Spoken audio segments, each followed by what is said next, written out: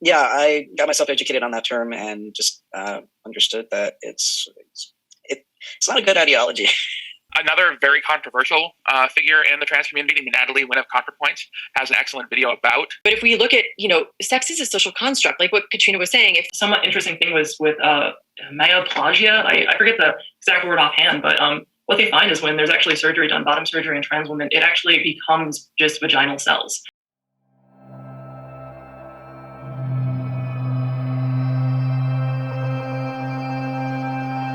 Why am I dancing with that trans person? Yeah, let's have a look. Let's have a look. So I wanted to look at something. It's on this channel, Erin Brewer.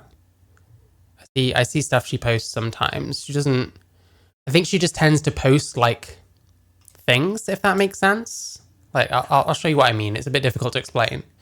Yeah, this person tends to just kind of repost concerning things, I guess. So, yeah, again, I've seen some videos by this Erin Brewer person.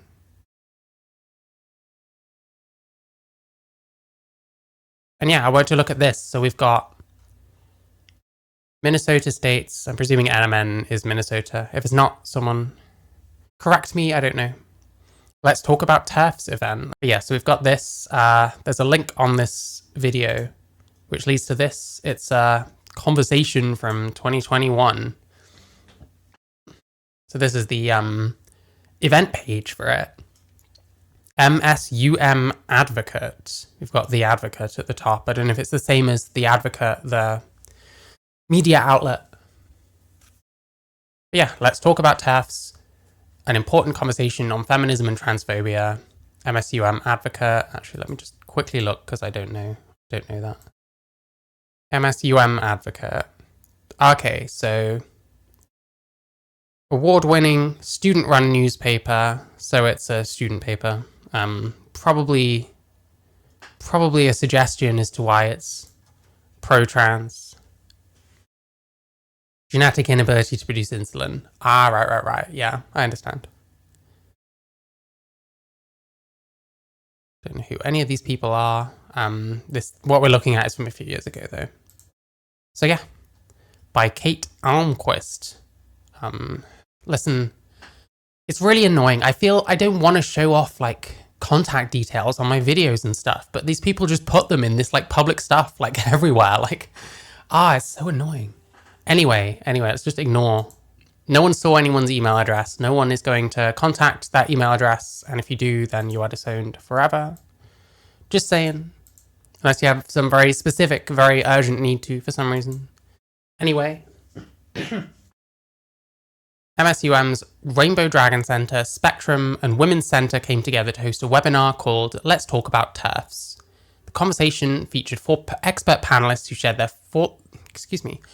their thoughts on trans-exclusionary radical feminists, a term for those who argue that trans women in women's spaces, like sports, erases the rights and experiences of cisgender, straight, and queer women. I promise you for one thing, no TERF is arguing for queer women. Queer is a fucking political ideology, pretty much.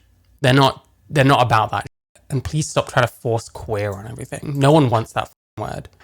Anyway. The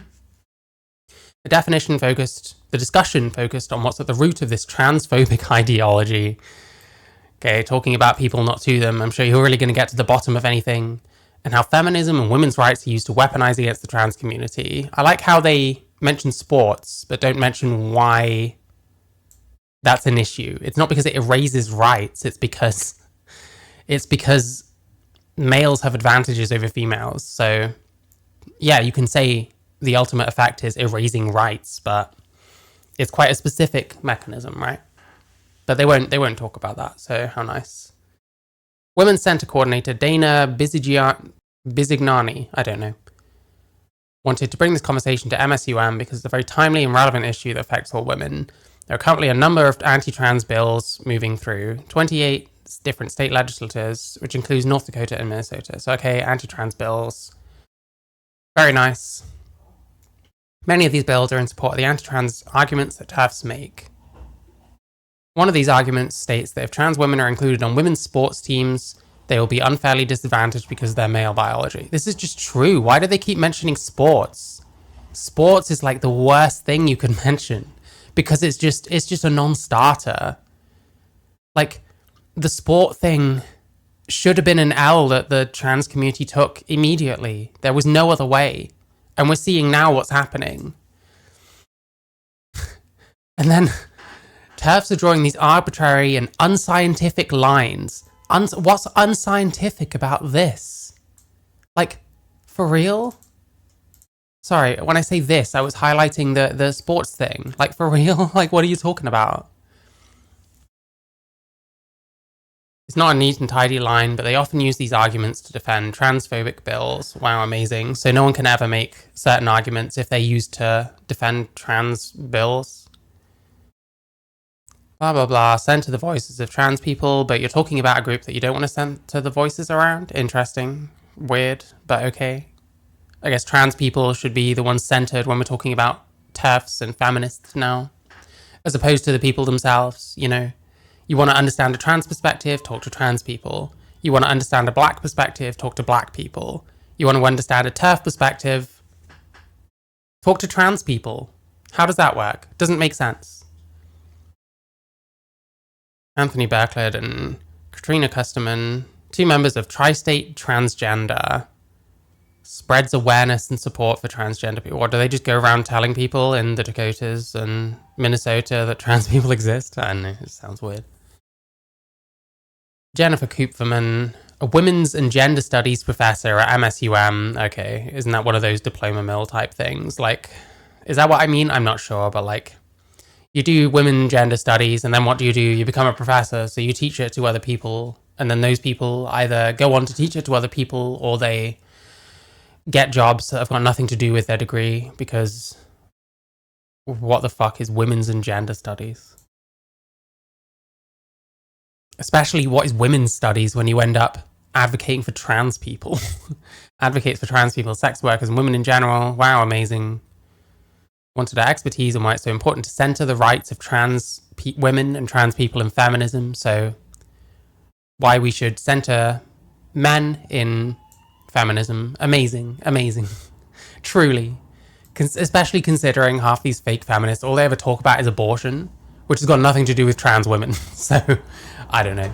The last panelist is Faye Seidler, local trans activist and educator who works with the Community Uplift Program, a non-profit organization that helps at-risk LGBTQ+ members, secular individuals, and people of I don't know what that means. While MSUM was supportive of this conversation, the university has received several messages from people who are displeased at the event and argue that calling someone a TERF is a slur. Bisignani strongly disagrees with this statement and believes there's no argument to be had here. Okay. Calling someone a TERF is no different than identifying someone as a white supremacist. Well, are you going to tell people how they should feel about being called a white supremacist? You know what I mean? Like, what if you're doing so erroneously? We're just identifying a set of behaviors that are rooted in discrimination and hate. Are they? Sure, okay.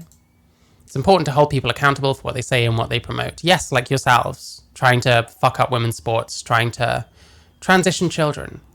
So hey, I guess it goes both ways, and that's half the fucking point of my channel, quite frankly. We want people to come and learn. We expect that a lot of people might not have heard of the word TERF or know what it is. If you don't know what the word TERF is, then you're fucking lucky, quite frankly. Go on, live your life, and don't worry about it. Trust me, it's better that way. It's better that way. I wish I was the same. We very much welcome people to come and learn. Well, let's have a look. Make sure you like the stream, because it's so professional. Make sure you hit like. Click the button where it's like, and then you've liked the stream. Make sure you check the links in my description. You can listen to music that I've made. You can purchase. You can listen on Spotify. You can also support the stream on Streamlabs. You can join my Discord. Anyway. Well, we are just at 1 minute past noon, so I'm going to go ahead and kick us off today. Thanks, everybody, for joining us. Let's see, on a quick note, I'm going to put a link in the chat For any MSUM students who are logged on today,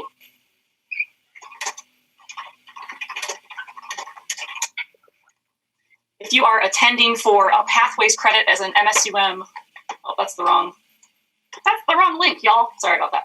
I'll get the right one in there here in a minute. Pathways credit, so people got like credits towards their degree, sorry, for listening to this utter presumable shite. I don't know.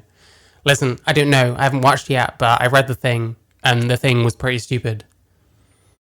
They include comments. 250 biological males applied to move towards women's sports. Prisons, excuse me. Feminist organization looked at criminal histories. Half of them were sex offenders. Yep, we are overrepresented when it comes to sex offenses. How do we determine which are really trans and which are posers? A male has already moved to a woman's prison and sexual assault. Yeah, so they're not here to have these kind of conversations. If someone was just being like tranny, the bottom left is comments that were removed during this event that this Erin Brewer person has compiled and added in, basically. I'll try and read them out as best I can. But yeah, I mean, like I was saying, if these were saying things like tranny, then yeah, I can imagine they'd get booted. But like, the problem is, you're trying to tell people who they are and what their shit means. But then when you actually ask any real questions about shit that doesn't make any sense to them, there's no listening. There's no care. You know what I mean? Also, I'll tell you what else is interesting. There's two people with their pronouns. Both of these women appear to be like actual women. And then the rest of them are like, they don't have pronouns. They're the trans ones. It's interesting. It's very interesting. Hi, Datura Jones. If you are an MSUM student attending for Pathways credit today, do be sure that you log on or RSVP on Dragon Central to our event today. Let's talk about TERFs. So for those who don't know me, my name is Dana Bisignani. I use she, her pronouns, and I am the coordinator of gender and sexuality here at MSUM, and I oversee the Rainbow Dragon Center, which is hosting today's event. So thank you so much to all of our panelists for joining us today and taking their time to educate us all. I'm going to let them introduce themselves here in just a minute. So before we get started, listen, get ready for some appearance vocal dissonance. That's all I'm going to say. We're used to that now. We're used to that now on my channel. So it's fine. It's fine. You're used to the sound that comes out of my mouth compared to what I look like. So, hey. I did want to just start with a land acknowledgement, right? So we, wherever we are logging on from, we are residing on stolen land. And MSUM in particular resides on the ancestral land of the Anishinaabe or Ojibwa, the Dakota. It's so fucking soy. It's not that I don't understand their point. And yeah, I don't know that giving back to the natives shouldn't be something to consider for sure. But like, how long ago was this place established? You know what I mean? How can we still be like going on about this shit now in 2021, as it were? Dakota, and Sisseton Wahpeton, and Yanktonai Dakota First Nations. So we will strive to build a better relationship between our university and the Indigenous peoples who are still present with us. So we do. And do Indigenous people even want to hear this shit? Like, do white people have to say this kind of shit before they say anything in anywhere that's supposed stolen land in this day and age when no one involved had anything to do with it? So leave. Yeah, they could. If they were that guilty, they could, I don't know, find some areas that Indigenous people did not live in. Or, I don't know, move to fucking Europe. Except we don't want you people, so don't move to Europe. I did just want to start out today with sort of a community agreement, as with all of our events that talk about diversity and equity and inclusion, and particularly those that talk about identity. We know that sometimes they can be a little bit controversial and that folks can have strong opinions. So we hope that everyone is logged on today with an open mind to learn, and we welcome you all. But we do want to just remind everyone to please be respectful with your questions as well as in the chat. If we do have any folks who violate our community agreement today, we are just going to make you aware that we'll ask you to leave today's event. Yeah, watch out, folks. They overwhelmingly voted for Trump. I'd have to have a look, but I don't know, it wouldn't surprise me. Like, we love to flagellate ourselves, but who's actually asking? By the way, sorry, I can't see the name of this person. I think it's Faye something. If you need to yawn on camera, just put your hand in front of your mouth, and then no one will see you being like Come on, bro. That's not very feminine. I know this this forehead is like giving you away straight away. Listen, females don't tend to have these like pronounced like brows and foreheads. You know what I mean? I'm just saying. So 60% voted for Trump. That's fair enough. Again, I can't verify straight away, but it's definitely not something that I disbelieve. You know what I mean? I'm not going to pretend that they all fucking vote Democrat and want all of these white people to constantly flagellate themselves every 5 minutes for existing on stolen land that they had nothing to do with because they were born a long fucking time ago, let's say.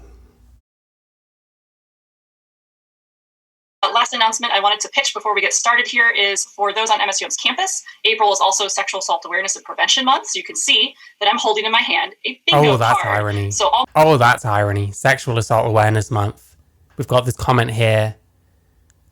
250 biological males, half of them sex offenders that are trying to get into women's prisons. God, there's a bit of irony there. Jesus fuck. month long, students on campus can pick up one of these bingo cards for Sexual Assault Awareness and Prevention Month in the Office of Student Activities, which is in CMU room 113. And there are lots of great activities and social media things and resources that you can visit on this card to make bingo. All you have to do is fill out one row in any direction, including that free space that you get in the middle, and then you can bring your completed bingo card back to Student Activities, and they will give you a fantastic prize. So the first 100 students who complete one of these this month the first 100 students to turn in their card will win a plush unicorn with an MSUM hoodie on it that says "Consent is Magical." They're super cute. They're over in the Student Activities office if you want to see.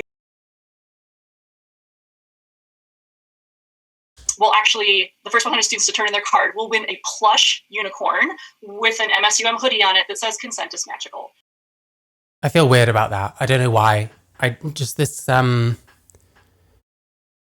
kind of like infantilizing things like sexual consent and stuff. It just feels weird to me. I don't know, Matt. I just don't like it. I don't like it at all. They're super cute. They're over in the Student Activities office if you want to see them. And our event today, our panel, does count as one of these events. So can you imagine? Jesus Christ, she's off again. I think we need to get started. This person's gonna fucking fall asleep in a minute. Cover your mouth.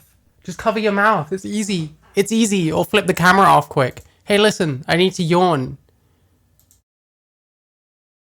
There you go, I yawned. It's not hard. Or just put your hand in front of you. Jeez. So if you're logged onto this panel today as a student. Yeah, imagine giving your kid like that as a present because you don't really know what it is and you just want it or something. I just don't know about this, man. You've already completed one box and are on your way to bingo. So please make sure that you get a bingo card in the Office of Student Activities. We have just a few over here in the Women's Center in Bridges 154 as well. All right, so let's get down to our event today. So I've already introduced myself. Who would like to start? Faye, you're right below me on the Zoom screen here. Would you like to go ahead Yeah, get Faye going quickly. She's about to fucking fall asleep. and introduce yourself, tell us your name and a little bit about what you do in the community here? Yeah, absolutely. So my name is Faye Seidler, and I do quite a few things, but I work as LGBTQ plus care coordinator with Canopy Medical Clinic, which is a women's health clinic. I also serve on the advisory health board from North Dakota Department of Health for queer issues specifically. Beyond that, I do a lot of On a health board for queer issues.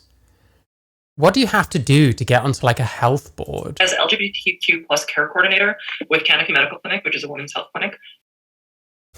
Jesus. Women's health clinic. I also serve on the advisory health board from North Dakota Department of Health for queer issues specifically. Like a board advisory. Like, what do you actually have to do to get this kind of position? It just seems like the kind of thing that these people that say the right things, they just get pushed upwards, like astroturfing or something. It's really weird. Beyond that, I do a lot of general cultural competency training and education, both in healthcare and education. And most of my work is about improving outcomes for queer youth. Tends to be the focus both for queer youth and for just individuals trying to pursue. Does Katrina have contour on? No, I think what's happening is there's a shadow, and this mic is like causing it to look like something bad happened to the side of her face. I'm not sure. I mean, that's really not how you contour if that's the case. Jesus Christ, I've never seen grey contouring before. do healthcare. That tends to be my focus and what I do. Thank you for having me. Yeah, thanks, Faye. Okay, how about I will kick it down then to Katrina. Tell us a little bit about yourself. Hello, I'm Katrina Kesterman. I use she, her pronouns. I am president of Of course you do. Tri-State Transgender. Does that mean I have to call you she, her? Because what if I don't want to? Is that okay? Can I call you other pronouns? I'm so glad that he's told us what his pronouns are, so that we won't get them wrong, by the way. Which is a local and regional support group for transgender and gender nonconforming individuals in the tri-state area. In my role as president of Tri-State Transgender, I also do some political activism, very, very part-time, working on House Bill 1298 and trying to make sure that doesn't pass is my most recent endeavor. Sexual Assault Awareness Month, but they booted the question directly addressing a sexual assault issue. Yeah, exactly. It's weird. It's strange. Great, thank you so much. Anthony, how about you? You introduce yourself to us. Like, the only way this shit works is if they control the conversation with an iron fist and they only talk about things in the way that they want to talk about it. And any shit like this that makes no fucking sense, you know, gets removed. How nice. How nice. Sexual Assault Month. Here's clearly what they think of Sexual Assault Month. Based on this, at least. Hi, yeah, I'm Anthony. I go by they, them, or he, him. They, he, extremely big red flag. Gonna guess at least one of these two probably is they, she now, or has detransitioned. I'm just part of the trans community here in Fargo Moorhead. I'm also part of Tri-State Transgender. And yeah, I do what I can. Okay. Jennifer, you are our last panelist. Do you want to introduce yourself to us today? The least manly man I've ever seen. I like it. You can only get on as a male if you're pretending to be a woman. And we've got the token trans man here. Hi, Cheryl. I hope you're good. I hope you're feeling better. Sure. Hi, my name is Jennifer Kupferman. I am a professor at MSUM. I taught there in various capacities over the... Yeah, you see what I mean, yeah? Only the cis people have to have their pronouns on there. None of the trans people do. It's so weird. So weird. Oh, hi, Joan of Arc. Yeah. Yeah, I mean, I didn't know her personally. I like her videos. I'm going to watch, what was it video? Out of Empathy. So her last proper video on there. We're going to watch that later. I hope you're good. For the last couple of years in the Women's and Gender Studies program and in political science. Before coming to MSUM, I was a human rights lawyer by training, and I worked in the field of humanitarian assistance, working with populations that have been forcibly displaced for various reasons, and working in particular with LGBTQ refugees and refugees engaged in sex. Wait, what? LGBT groups have been like forcibly moved? I don't understand. So I'm excited to be here today. Thank you. Yeah, thank you so much. And for anyone joining who can see Emily on here, I'm not going to ask Emily to introduce themselves, but Emily's sort of running any tech troubleshooting in the background for us. So thanks, Emily, for doing that today. All right, well, thank you all. Hold up, it changed. Okay, so we've got a new comment. I'm gonna have to move my dono thing. Hang on. Let me just move this because people might want to read. People might want to read the comments after I've already read them. So let me just move this. That'll do. I think. There we go. All right, booted comment number 2. But saying a woman is anyone who feels like a woman is basically identical to the claim that a schnagel is anyone that feels like a schnagel. I don't know if that's a real word. I'm gonna assume that the point stands regardless. It makes women into an uncommunicable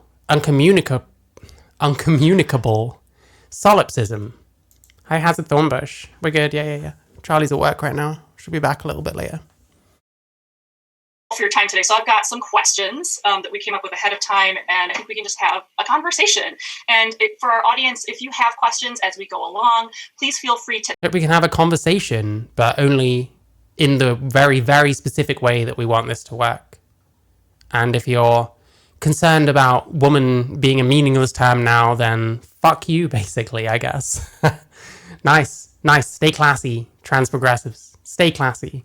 Booted comments from the panel. Yes. I'll read them out. But yeah, this Erin Brewer who re-uploaded this, she's added all this kind of stuff in. So I'll read them out.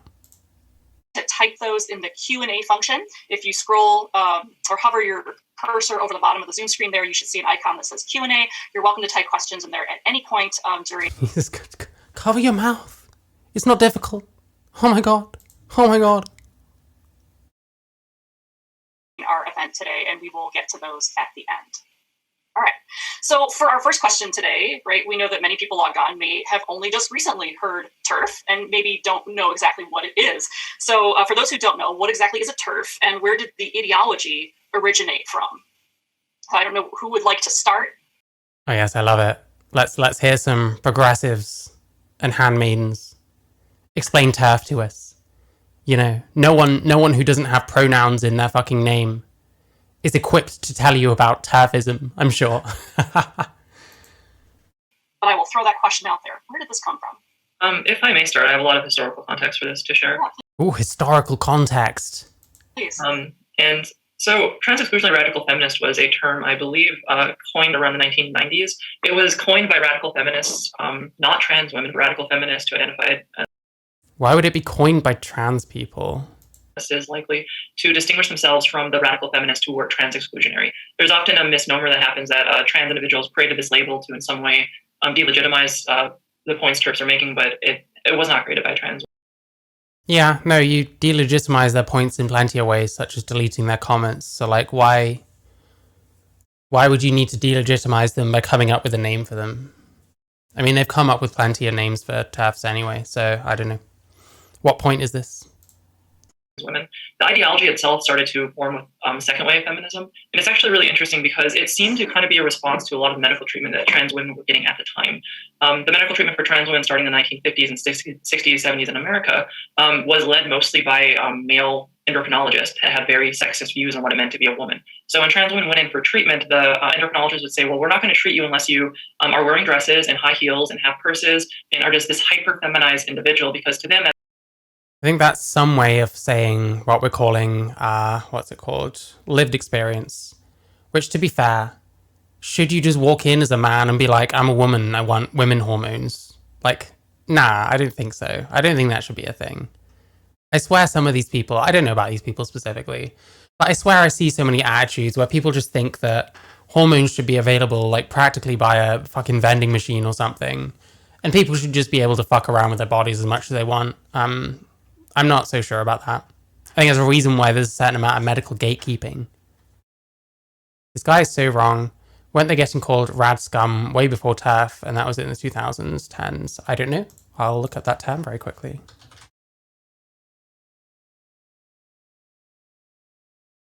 Derogatory, misogynistic term for women who identify as feminists. They dare to talk about, okay, so it definitely is a woman. A TERF thing, whatever. Endocrinology, how are we going to discuss the thyroid? Maybe, I guess we'll see. I guess we'll see. Okay, it's from 2013, rad scum. Yeah, nice. Classy. As always. Anyway. that's, okay, now I can see this person as a woman. So what a lot of individuals saw outside of the medical community was these trans women that were forced to put on this hyper-femininity. And from that thought, it was this... What? They're trans women, so they had to look like women at least a tiny amount? I don't know, why can't a man just be a woman now? You know what I mean? but don't ask that, otherwise you'll get booted. This really superficial kind of appropriation of what it meant to be a woman. So based on that...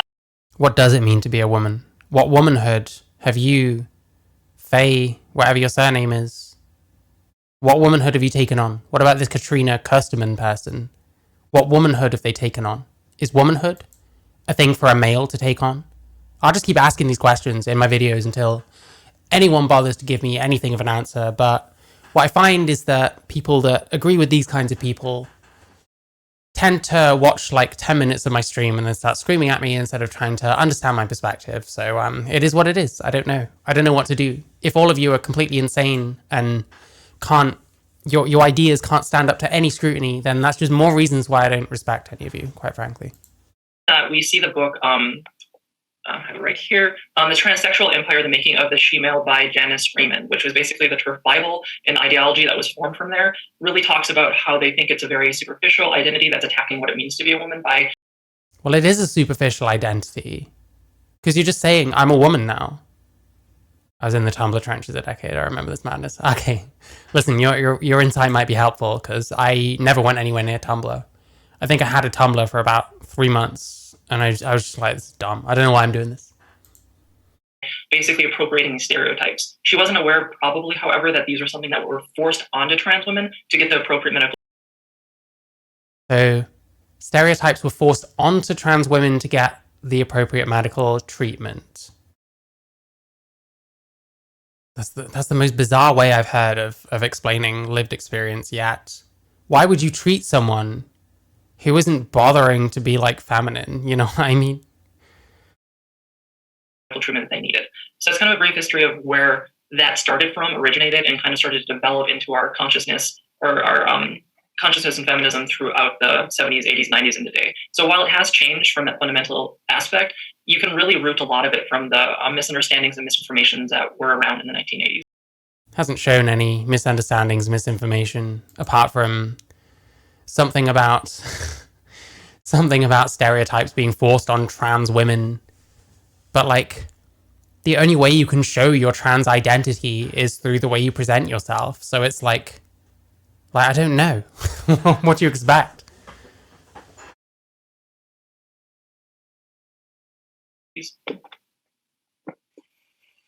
Yeah, thanks so much for providing that context for us, Faye. I don't know, Anthony, Katrina, Jennifer, I don't know if you'd like to add anything to that, or maybe, if you can remember, when was the first time you ran into, right, TERF as a term or as an ideology? Sure. So the term TERF, or trans exclusionary radical feminist, is being credited to being coined by Viv Smythe, a freelance writer who ran a Feminist 101 blog at the time.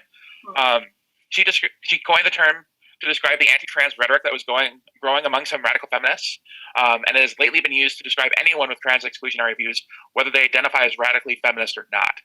Yep, true. People, I know someone who thinks that Matt Walsh is a TERF. He's not a fucking TERF. And like, it's actually true. It just gets slapped onto anyone that thinks any way different. I get called a TERF all the fucking time. I don't think I'm a TERF. I just don't think womanhood is something that a male can just take on.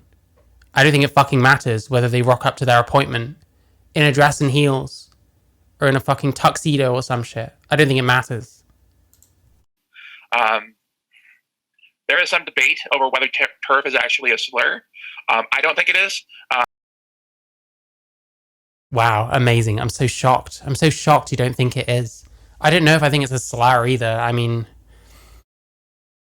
I see the way that it gets used a lot of the time, and I can see why people feel that way. I don't know. I'm trans. Maybe it's not really for me to tell people. But this man feels the need to tell women what they can take as slurs or not. So that's nice. That's nice. But those who hold the view prefer the term gender critical, similar to how white supremacists prefer the term white nationalist. Oh, Jesus Christ. Why are we comparing this to white supremacy? White supremacy and trans exclusionary radical feminism has got nothing to do with each other. It doesn't matter how much you try and slap these things together. It doesn't matter how many times you say things like, well, white supremacists tend to not like trans people either, so they agree on something. It's just not the same thing. A lot of like TERFs or like gender criticals or whatever tend to be like liberals. I mean, a lot of feminists in general do. In short, though, TERFs believe that Oh, he really thought he ate there. Amazing. Transgender women are invading, or the word Janice Raymond uses is raping women's spaces by mutilating their bodies with hormones and or surgery so that they can appear less threatening to quote-unquote real woman. They fear the idea... Quote-unquote real woman. Do you just mean women? What's the difference between a real woman and you? Of a predatory male that can pretend to be transgender so that he may invade women's spaces and sexually abuse them. Some of them believe that being transgender is a mental illness or a misguided view, and they also believe that transgender men... Yeah, the other thing about white supremacy is it's just not that widespread. Like, it's quite difficult. It's quite difficult to find like actual white supremacists, especially off the internet. There can't be that many of them out there. are really just misguided women and reject the notion that they are transphobic towards trans masculine individuals. Male that can pretend to be transgender so that he may invade women's spaces and sexually abuse them. Some of them. Well, we saw a thing earlier. It's not that I think that's what trans means, but you've got to accept that there's going to be people that might take advantage of the way things are, that you can just identify into women's spaces and stuff. You've got to expect that that's potentially going to be a problem and actually deal with it instead of just saying, oh, well, that never happens. You know what I mean? Some believe that being transgender is a mental illness or a misguided view, and they also believe that transgender men are really just misguided women and reject the notion that they are transphobic towards. Are they not? How aren't they? I like how you never explain a single thing you say. Is it because you're trans you get to? Is that what it is? Trans masculine individuals.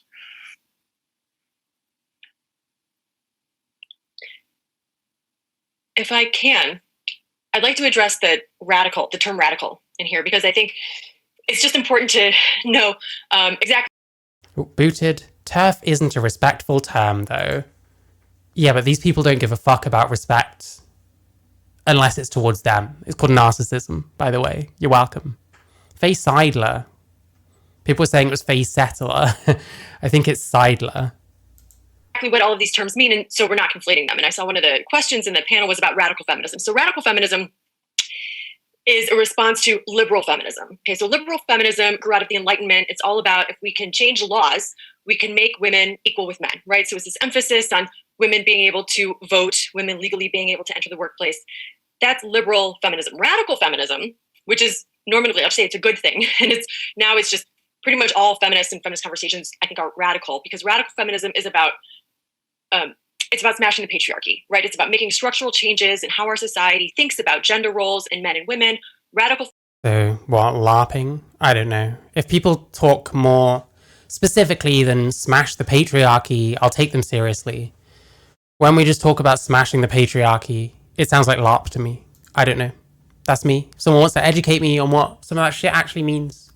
The thing is, my view is that probably what smash the patriarchy means varies from person to person. And like I said, even if it's not a LARP, it sounds LARPy, so. Feminism recognizes that we're not going to change society to be the way we want it only by changing laws. So radical feminism, the trans-exclusionary radical feminism, is attaching the trans-exclusionary part onto what is now, I think, mainstream feminism. Just to clarify that. Yeah, that's really helpful. Thanks, Jennifer. Anthony, did you want to weigh in on any of this? I'm not as well educated, I'm sorry. But yeah, I remember seeing the term TERF on social media spaces pretty much, especially Tumblr, I think I first saw it in 2013, 2014, maybe earlier than that. But yeah, I got myself educated on that term and just understood that it's not a good ideology. It's just bad, okay? It's just bad. It's not good ideology, because pretending you're the opposite sex is an amazing ideology, obviously. Personally. But yeah, that's my 2 cents. Yeah. No, thanks. I mean, I think that we want to acknowledge. Wow, amazing contribution, bro. Anthony. Amazing contribution. Shit. Why is he here? What the fuck does this guy know about anything?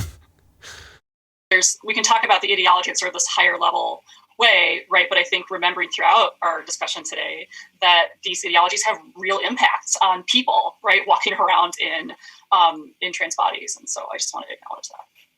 Walking around in trans bodies. Yeah.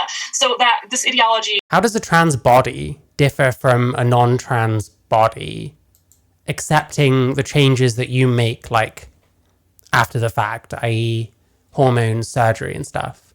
What's a trans body? Because trans is just identifying as something else. Identity isn't a biological thing. Your body is, So what does that mean?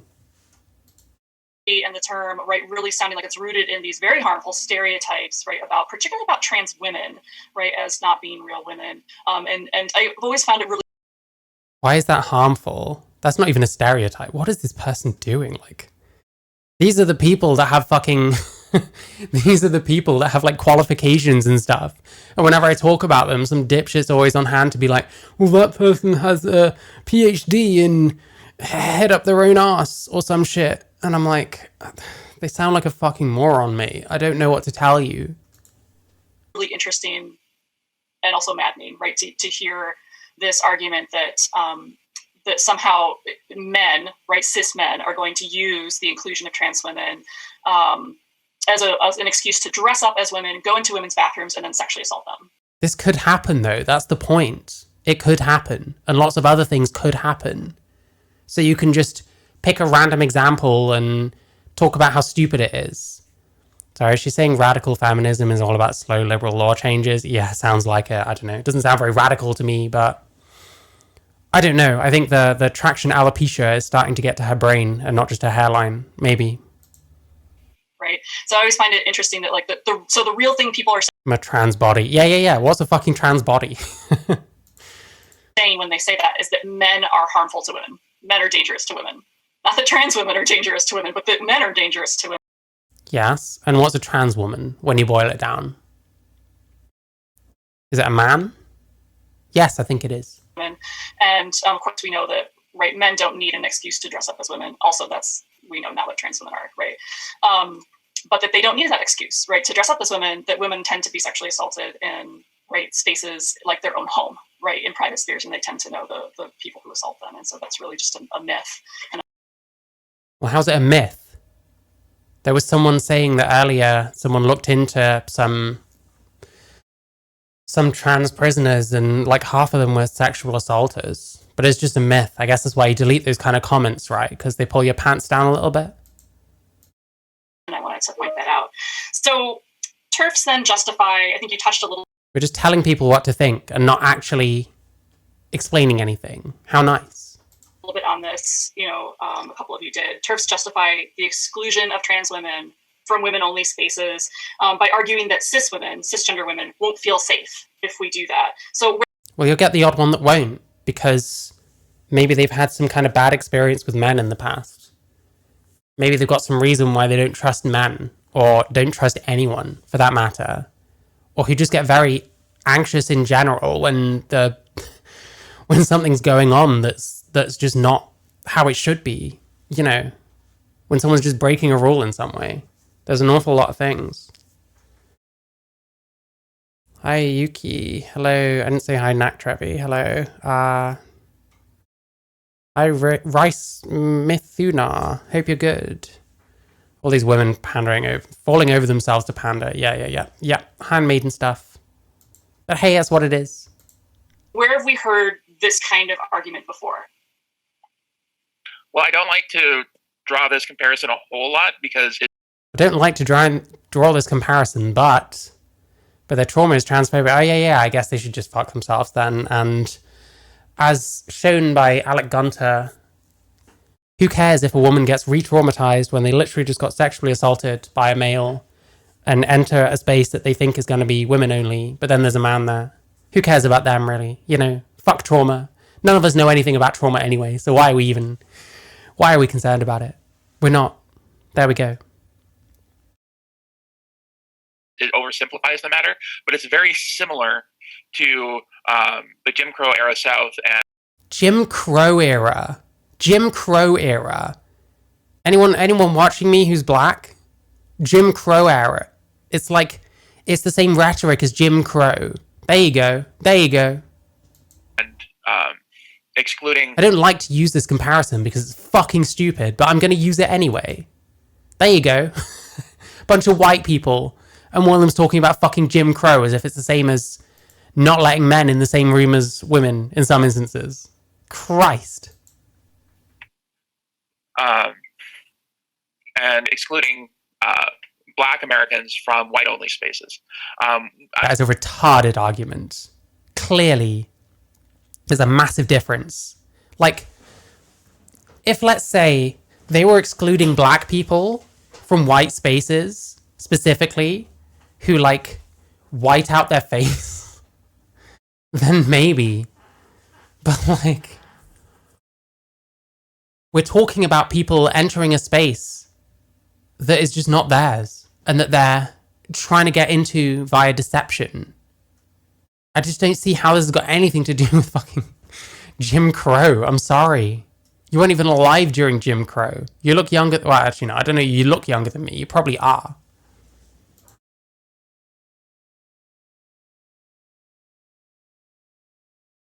Oh, you said good analogy and I can't read it. Fuck.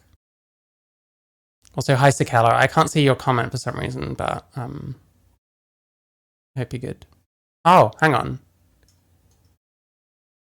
The law says males can no longer be stronger than women. They're fixed, much like trying to prevent hemp from growing.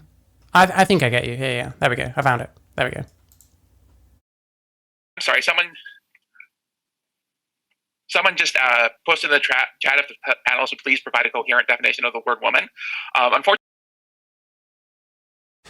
please define a woman. Can you define woman for me? Woman. The thing is, as a dick haver. Posted in the chat if the panelists would please provide a coherent definition of the word woman.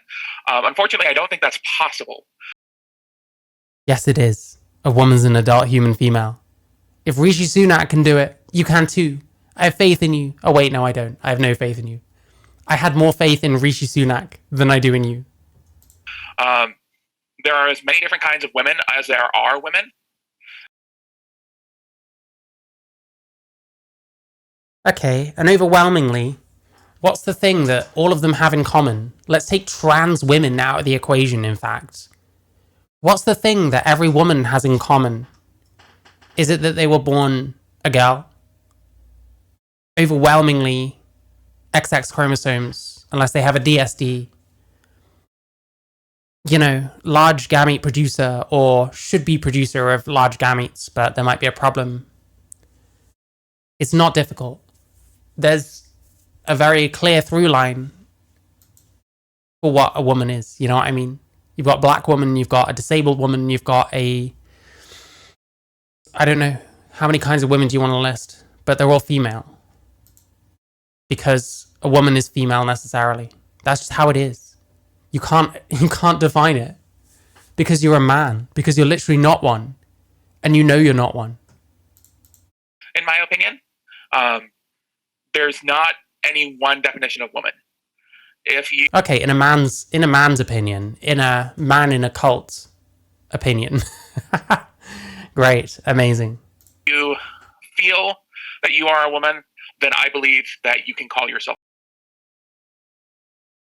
Friendly reminder that participants do not adhere to our community agreements and keep their questions respectful will be removed from the vent. Sorry, from the vent.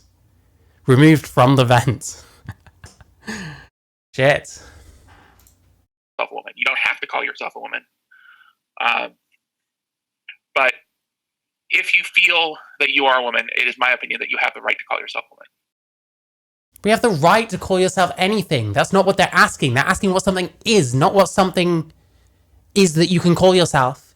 I could call myself, I don't know, an eyeliner. The thing is, this is not me. This is just the thing I'm holding right now. It means nothing. So you calling yourself a woman means nothing. And what you want is for the word woman to mean nothing, so that you can pretend you're female. And then when people say you're trying to pretend to be female when you're not, it's like, well, oh no, like, well, a woman means all this, this, and this, and this. Like, just shut the fuck up for a minute. Just cut the shit. You want to pretend to be female. That's all there is to it. And I will not accept any other answer. I'm sorry, Katrina. Whatever your real name is. Kevin. Whatever the fuck. I don't know. Yeah, well, I think I'm going back to the idea, right? Simone de Beauvoir, right, in the 1940s saying, right, one is not born, but becomes a woman. A woman is not born, but someone becomes... Well, yes. Girls become women, assuming they don't die. Right? Fucking no. What is a gju? Someone who identifies as a gju. Oh, okay. Yeah, exactly. Exactly.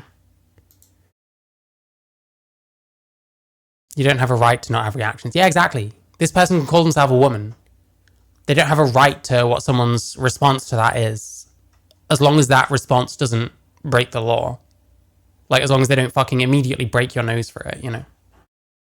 A woman, right? One is socialized into being feminine, and yes, that we we are who we feel. Anyone socialized into being feminine? Right, one is socialized into being feminine, and well, no, a woman is something you grow up into if you're a girl. So the quote makes sense, and you've somehow still butchered it. I mean, I don't know much about. Excuse me, sorry, I'm trying to move. I don't know much about Simone de Beauvoir. Is that what she meant? Is that really what she was trying to say with that? Jesus Christ. Hi, Petunia. yes, that we are who we feel ourselves to be. Okay. All right, so I think just diving back into that question, right, if any of our other panelists would like to pick up on, right, where have we heard these arguments before, that if we include trans women in feminism or in women-only spaces, that's somehow going to create an element of danger? Somehow going to create an element of danger. I mean, that's not even necessarily the case. It really depends on what space you're getting into. If it's like sports, for example, which your own post mentioned for some reason, even though it's the worst argument you can possibly make, it is to do with danger to an extent. In, contact sports, we saw like Imanka Leaf, for example. Yeah, there's an element of danger, but at the very least, and probably more importantly, it's unfairness. For example, it's unfair that women can't really go into men's sports and win a bunch of shit, but men can go into women's sports and win a bunch of shit. It's unfair that a male can enter your sports when they almost definitely have an advantage, depending on the sport, to what you do. And then if you allow that to continue, surely it's only a matter of time before a male athlete in one sport or another is just so utterly dominant that we realize that it's unfair anyway. And we realize there has to be controls for this kind of shit. And that perhaps respecting someone's identity shouldn't be the be all and end all when we're talking about like physical activities. Especially group ones, especially ones where people come into contact with each other, for example. I'd offer that we typically always hear them when you have the us versus them mentality. And that can be rooted in sexism, it can be rooted in racism, it can be rooted in... I'd offer that we typically always hear them when you have the us versus them mentality. Us versus them mentality. You're doing a panel about TERFs. That is literal us versus them mentality. And this person is clearly an intersectional, so they're going to go on with the intersectionality, brain rot, bullshit, let's go. And that can be rooted in sexism, it can be rooted in racism, it can be... Isn't it a little racist to invoke Jim Crow when talking about trans shit? Just saying. Rooted in xenophobia, and it's always that fear of other. And it's a fear of speculation that's put in there and overblown to this idea that harm can come if this out group is somehow included into this in group. Couldn't we say you're doing the same thing about TERFs? Couldn't we say the same thing, that the ideology that men can be women can be damaging, can be harmful? Like, oh my god. Listen, your universities seem pretty crazy, Americans. No offense. And I'm sure mine are no better. I've seen the stuff about Leeds Uni. I don't know. I went to uni in 2008 to 2012-ish. The weirdest thing I ever saw was someone stuck a bit of cow tongue in the middle of the bus shelter around Christmas, and there was a note saying Merry Cow Tonguemas or something. It was pretty gross. Racism, it's intersectionality. It's all got to do with intersectionality. Wait, is the Zer top right of the screen to Katrina? Diaper-loving Katrina involved with Amy Challoner. I doubt it's the same person, but I mean, how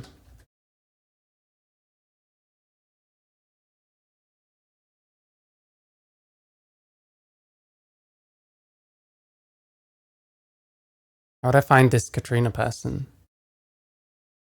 Still advising Stonewall. Oh my god, get fucked, Stonewall. Disgusting. Katrina Knight, nay Swales. Okay. It's not them as far as I can tell. if you look at how a lot of prejudices play out, they always have very similar narratives to that. It's always very similar to how they talk about the fear of... Is this true? Or is this one of those dodgy fucking conclusions you come to from reading very specific ideologically charged shit? Mary. In general, guys are stronger. Everyone knows this.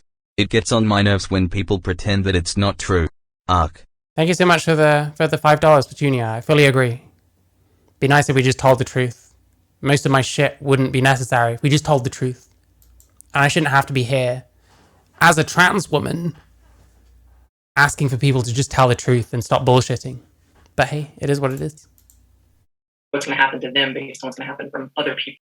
If they're going to compare Jim Crow to trans takeover, they need to accept transracial as a concept. Yes, true, definitely. And transracial is about as valid as trans theory, quite frankly. It's much easier to just be like, you know, I'm gender non-conforming, I'm a guy. But hey. People.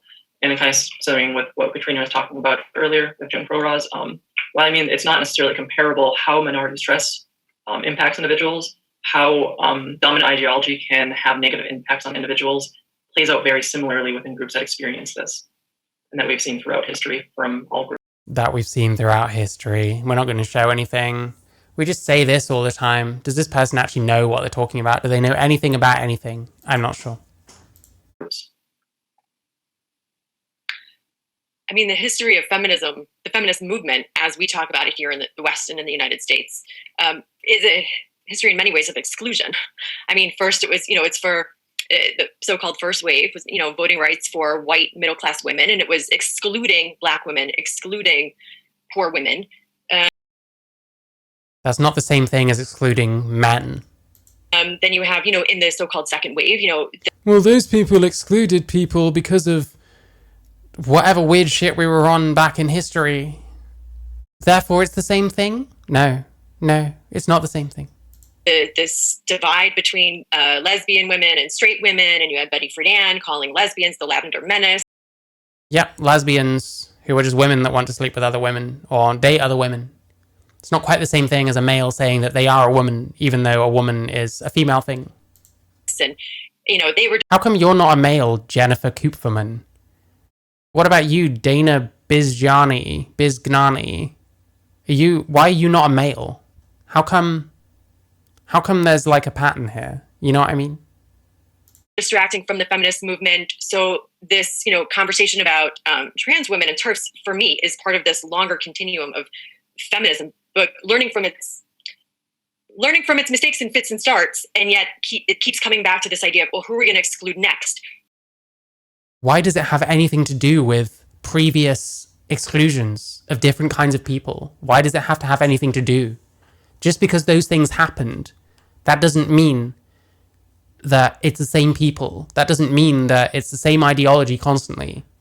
There's different reasons for different things. Because we want to get somehow to this perfect definition of woman. And I think that's part... God, this woman's making my head hurt. Just something about the way that this part of her hair is like pulled back. Oof, I feel bad for your scalp. Part of what this conversation is about, right? About how trans women are like best positioned in some ways to argue what all feminism is and should be about, which is upending gender norms and ideas of biological essentialism. Okay. Ending gender norms and biological essentialism. Do you know why? Do you know why the biological concepts of male and female exist? It's so that people can make babies. It's so that you could be born. It's so that you could make children. It's so that these people could have been born. Like biological essentialism. You just are a biological being. How can you be an essentialist when you're just saying that, yeah, biology exists? Biology is what we are, not what we call ourselves. Right, this idea of who is a woman. I think, I would agree with Katrina, anyone who wants to call themselves a woman is a woman. It doesn't... Okay, yeah, this is what happens when you pull your hair back so hard that it starts zapping brain cells in the area. It doesn't mean that you feel feminine. It doesn't mean that you have certain sex characteristics. What we're trying to... And what does it mean? What does it mean to call yourself a woman? If a woman doesn't mean anything anyway? What's the point? Why not just be a feminine man? Oh my god. What the fuck is going on here? Get at is doing away with biological essentialism and determinism. And I think that... Biological determinism, like gender critical and like TERFism, like at least coming from anyone with a brain that makes fucking sense and isn't just crazy.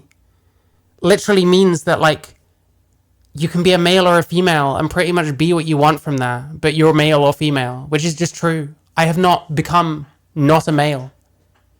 Like, literally, I still have a penis. It was just heavily altered and rearranged. It's not a vagina. You know what I mean? Oh, hi, Pablo. I was supposed to be being calm today, but I don't think that's going to happen. But at least I haven't shouted at anyone in my chat yet, so. In the same way that originally the feminist movement was exclusive of other types, other women. Now it's just exclusive. We're having the conversation about trans Yeah, now we're having a conversation about men. Okay. women. So it's part of a larger history. No, it's not. Just because there has been exclusions of different kinds throughout history, it doesn't mean that they're all linked and that it's all the same ideology. You're just lying to people. You're just gaslighting people into finding weird reasons as to why you can't think that a woman is a woman anymore. Recognizing the essential biological reality of sex is required to be trans. Yeah. You're literally going from one to the other. Those things have to exist first. If they don't, then what the fuck are we? And if we abolish gender, like, men and women are just going to resume being those categories. Like, it just isn't going to work. I just can't see gender abolition as anything other than utopian bullshit that were we to actually try and abolish gender, it'll just come straight back again because men and women are different, it turns out. Like, Jesus fucking Christ. Like, I don't know, let's market tampons to men and sell them on the shelves along with tampons for women and watch as one of them sells out and the other is barely touched. You know what I mean? There's a reason for some of this shit. That's what I'm trying to say. There's a reason why we just don't do the kind of shit that these people want.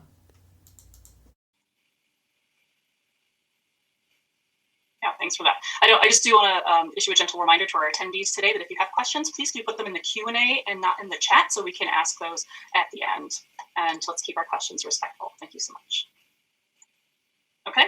Trans women saying sex is a social contract. I've seen that argument so many times, man. Like, usually it's like, it's a social construct because was it that Raven person or someone else? I can't remember.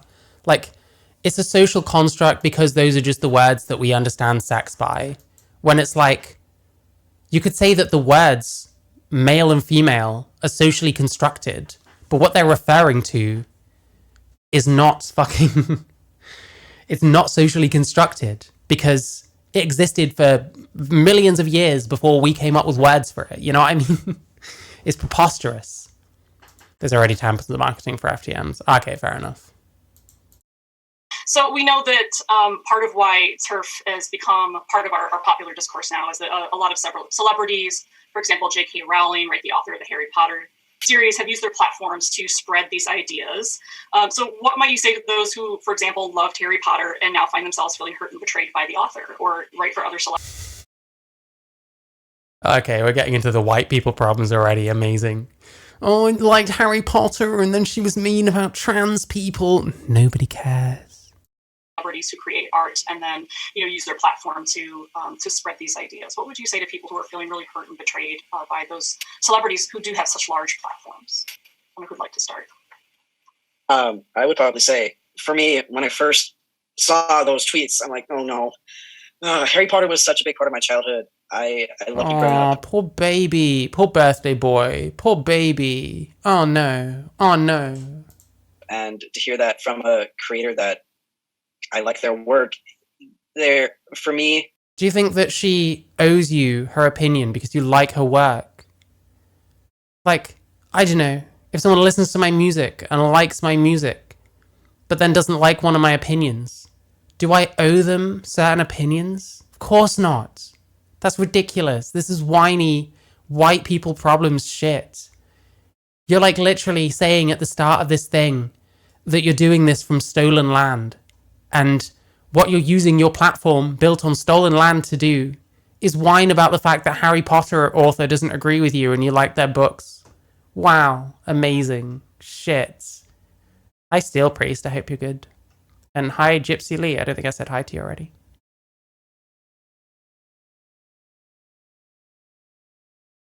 When you point it out, they just get even more gleeful. They get that mid-wit spark and say one of the most retarded thing they've ever heard. Like, yes, actually, cats are a social construct. Yeah, these people are lost. Mary. Completely lost. Thank you for your brutal honesty and content. Oh, thank you so much, Sakalo. Thank you much for the 4124. Thank you. Really means a lot.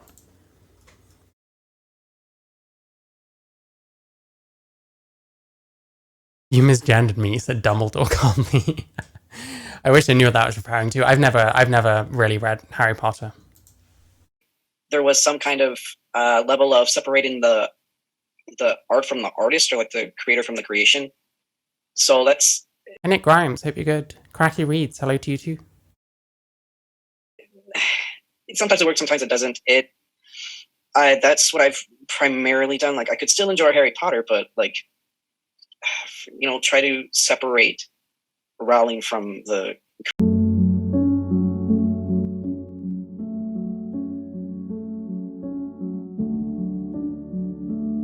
Celebrities who do have such large...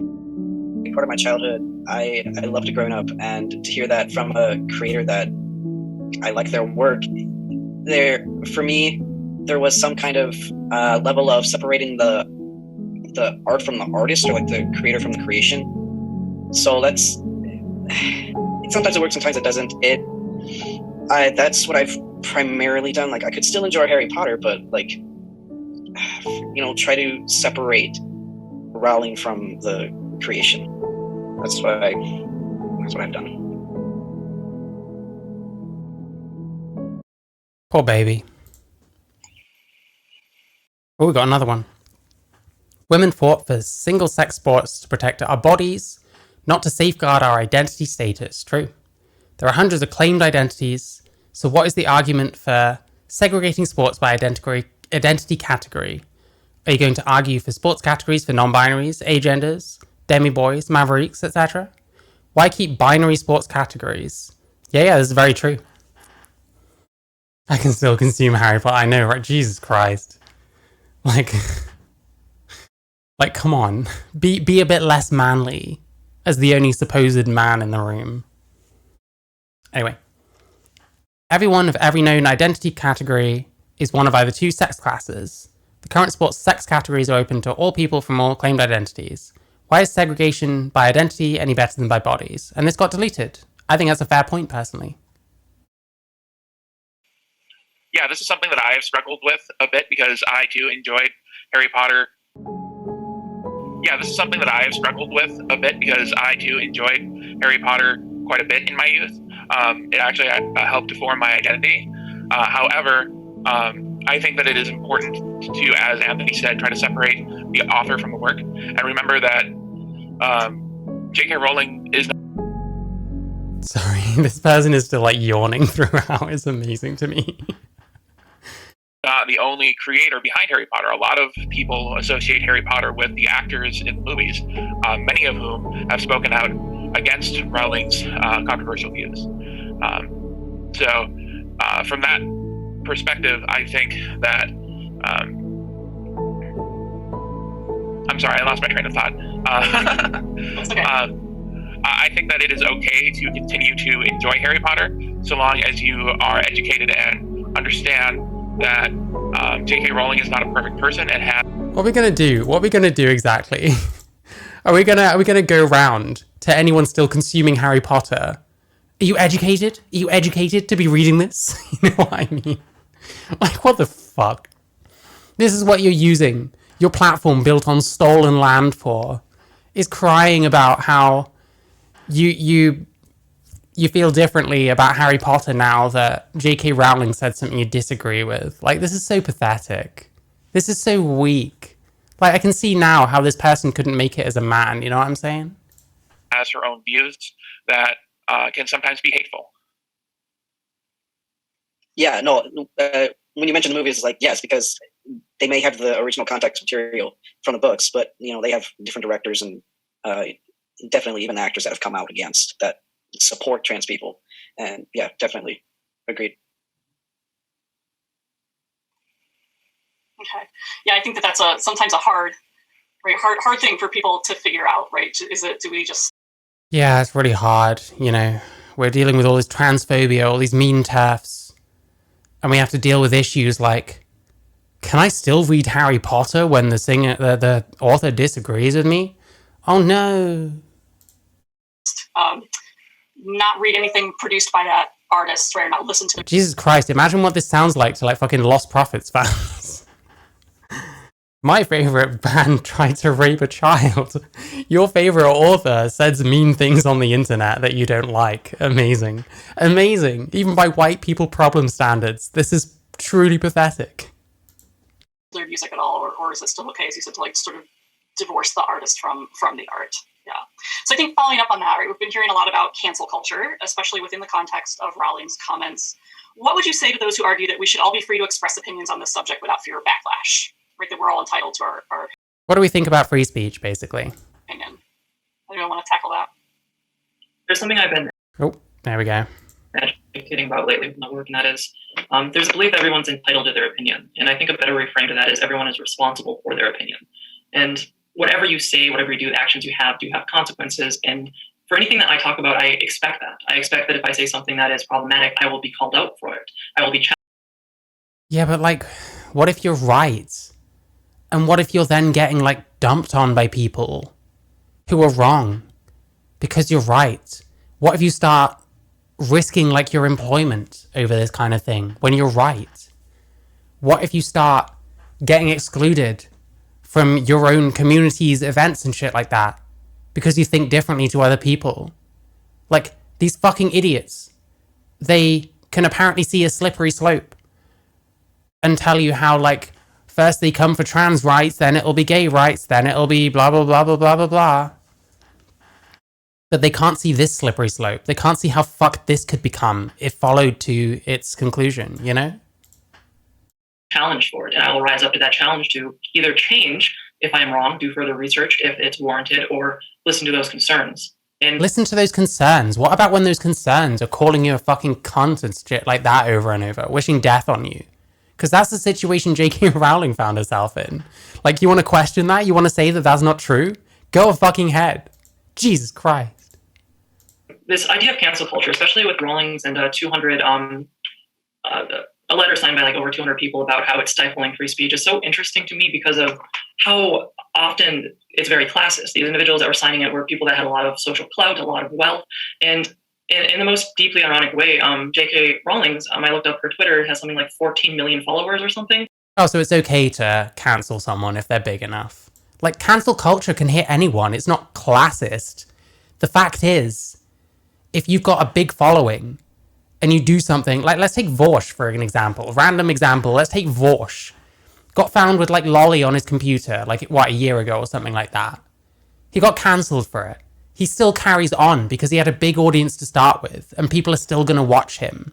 If Vorsh, instead of having, like, 600k followers or whatever he has, if instead he had about 600, then yeah, that might have completely sunk him. But it's got nothing to do with classism. The fact is it can still hit anyone. It's just that someone more famous, more rich and successful, can weather the storm easier. That doesn't make it okay to cancel people that are bigger versus smaller. And that doesn't mean that if someone's more famous, they should have less right to say what they think. You know what I mean? And to say that to say with such a large platform that she is being canceled or her free speech is being stifled in some capacity while she's continuing to talk. But people want to stifle her free speech. Like, Jesus Christ, do I need to bring up fucking TERF is not a slur? Sorry, TERF is a slur again. Like, what? To millions of people is this deep irony that I find awful. A lot of it just millions of people is this deep irony that I find awful. This deep irony. What's the irony? Do you know what irony is? With such a large platform that she is being... Oh, it's ironic to say you're being cancelled if you have a large platform. Again, cancelling can happen to anyone. Cancelled or her free speech is being stifled in some capacity while she's continuing... I'd say it's more likely to happen to famous people because they have more reach. But it's also less likely to affect them such a way that it completely ruins their life or something, so that they get fully cancelled, you know what I mean? To talk to millions of people is this deep irony that I find awful. A lot of this person's actually stupid. This person is actually just stupid. Like, that's moronic. It just seems to stem from classism. It stems from individuals who hold positions of power who don't want to be criticized. Don't want to be criticized. I think probably she doesn't want fucking death threats. Like, yeah, there was probably plenty of actual criticism in there. But, like, read some of the fucking tweets that have been, like, thrown at her since 5 years ago or whatever. Is all of that criticism? And if she gets so many fucking things, you know what I mean? If she gets so many messages of all kinds, how is she going to start determining the hatred from the criticism? It's just going to start all looking like hatred, you know what I mean?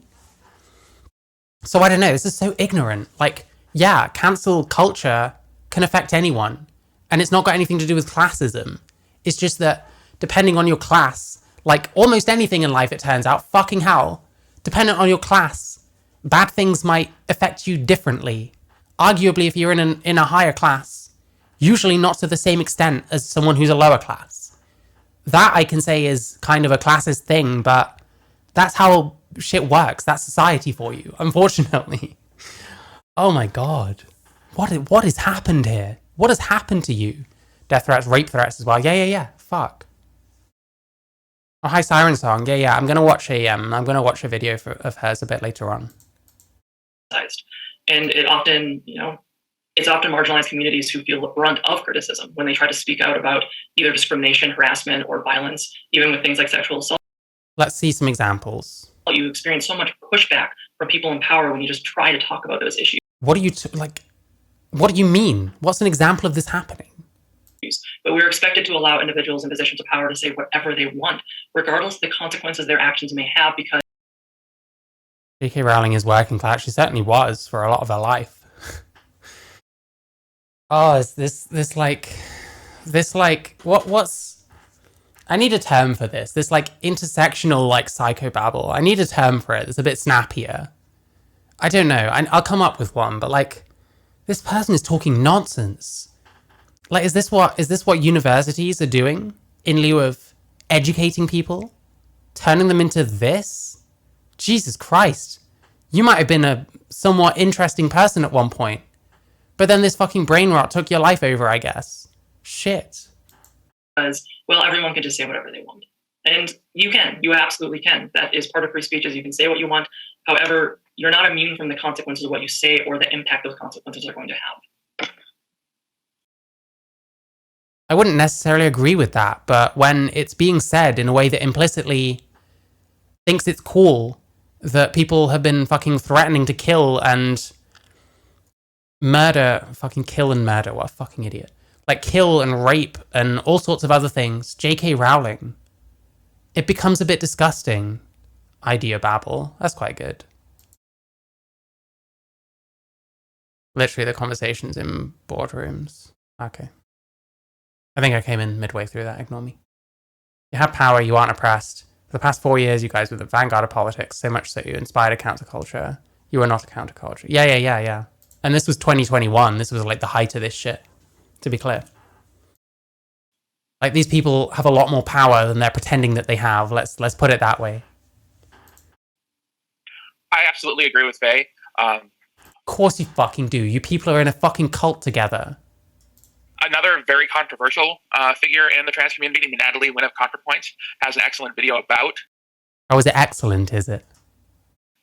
cancel culture, which I recommend people watch. But, like, she's arguing that it's a bad thing. You're arguing that it's just consequence culture, pretty much. You might as well have said those words. You're gonna, like, talk about fucking ContraPoints. And, like, YouTube videos are your go-to source. Like, I hate to say it, ContraPoints is one of the better, like, progressive trans YouTubers. She still kind of sucks. No offense. I realize she's a very controversial figure because she has given a voice to people who have said some hateful things in the past. You're almost implying she deserved it. Why? Because Buck Angel did a fucking 5-second voiceover. You're making me defend ContraPoints. I don't want to do that. I don't want to fucking do that ever again. And you're making me. Thank you so much, Katrina. But I would recommend watching it. I think it's really tempting in our society to take someone's word. Yeah, recommend watching it and then realizing that this person just spouted a load of gibberish. Because even ContraPoints understands this shit. And showed an example of someone that because she was cancelled, killed herself. Is that consequences? Is that the potential consequences of your speech? Faye? Words out of context and use them as a bludgeon to silence their Intersectional vomit. Yeah. opinions that we don't like. And I think this should be resisted. Free speech is important in our society. That having been said, I think that... What are you rocking it back and forth for? Are you trying to... Is this your tell? Is this how I know you're, like, lying? You're pretending something that's not true? Is that your tell? It is important to realize that free speech has consequences. That if you... This sounds disgusting. This sounds like authoritarian as anything. Holy shit. Say something that is hurtful or hateful, that there are going to be consequences. I unfortunately used to know some HR people like this, and I'm serious. They're spending their time paid to talk about this stuff, alone with the team to each other. Yeah. They have internal conversations about this shit. None of these people will ever talk to a TERF. None of these people will ever talk to someone who's actually had significant consequences for being cancelled for saying something that they don't like, and force them to deal with the uncomfortable truth that you're going to hear things that you don't like, but then bad things might happen to the person who said that you might also not agree with. And you have to decide in your mind what is worse. Like, holy shit. Someone says that they think I'm a piece of shit, and then they fucking die. I think I'm probably going to feel worse for the person having just died than continue to feel sorry for myself because they said something mean about me. You know what I'm saying? Like, even if it was someone like fucking Emily Dawn or some shit. She fucking died of a heart attack. She's fat as fuck. I'm not going to feel good about that. Even though I think she's a piece of shit. You know what I'm saying? Consequences from the people that you are marginalizing. That there's going to be consequences for people who support the people that you are marginalizing. Who's marginalizing who? We don't even establish that. By the way, that makes it almost ironic that this person brought ContraPoints up. Because that was ContraPoints' problem when talking about J.K. Rowling as well. Just not establishing anything and just taking it as read that this person is bigoted. Presumably because other dipshit video essayists had already made videos about J.K. Rowling.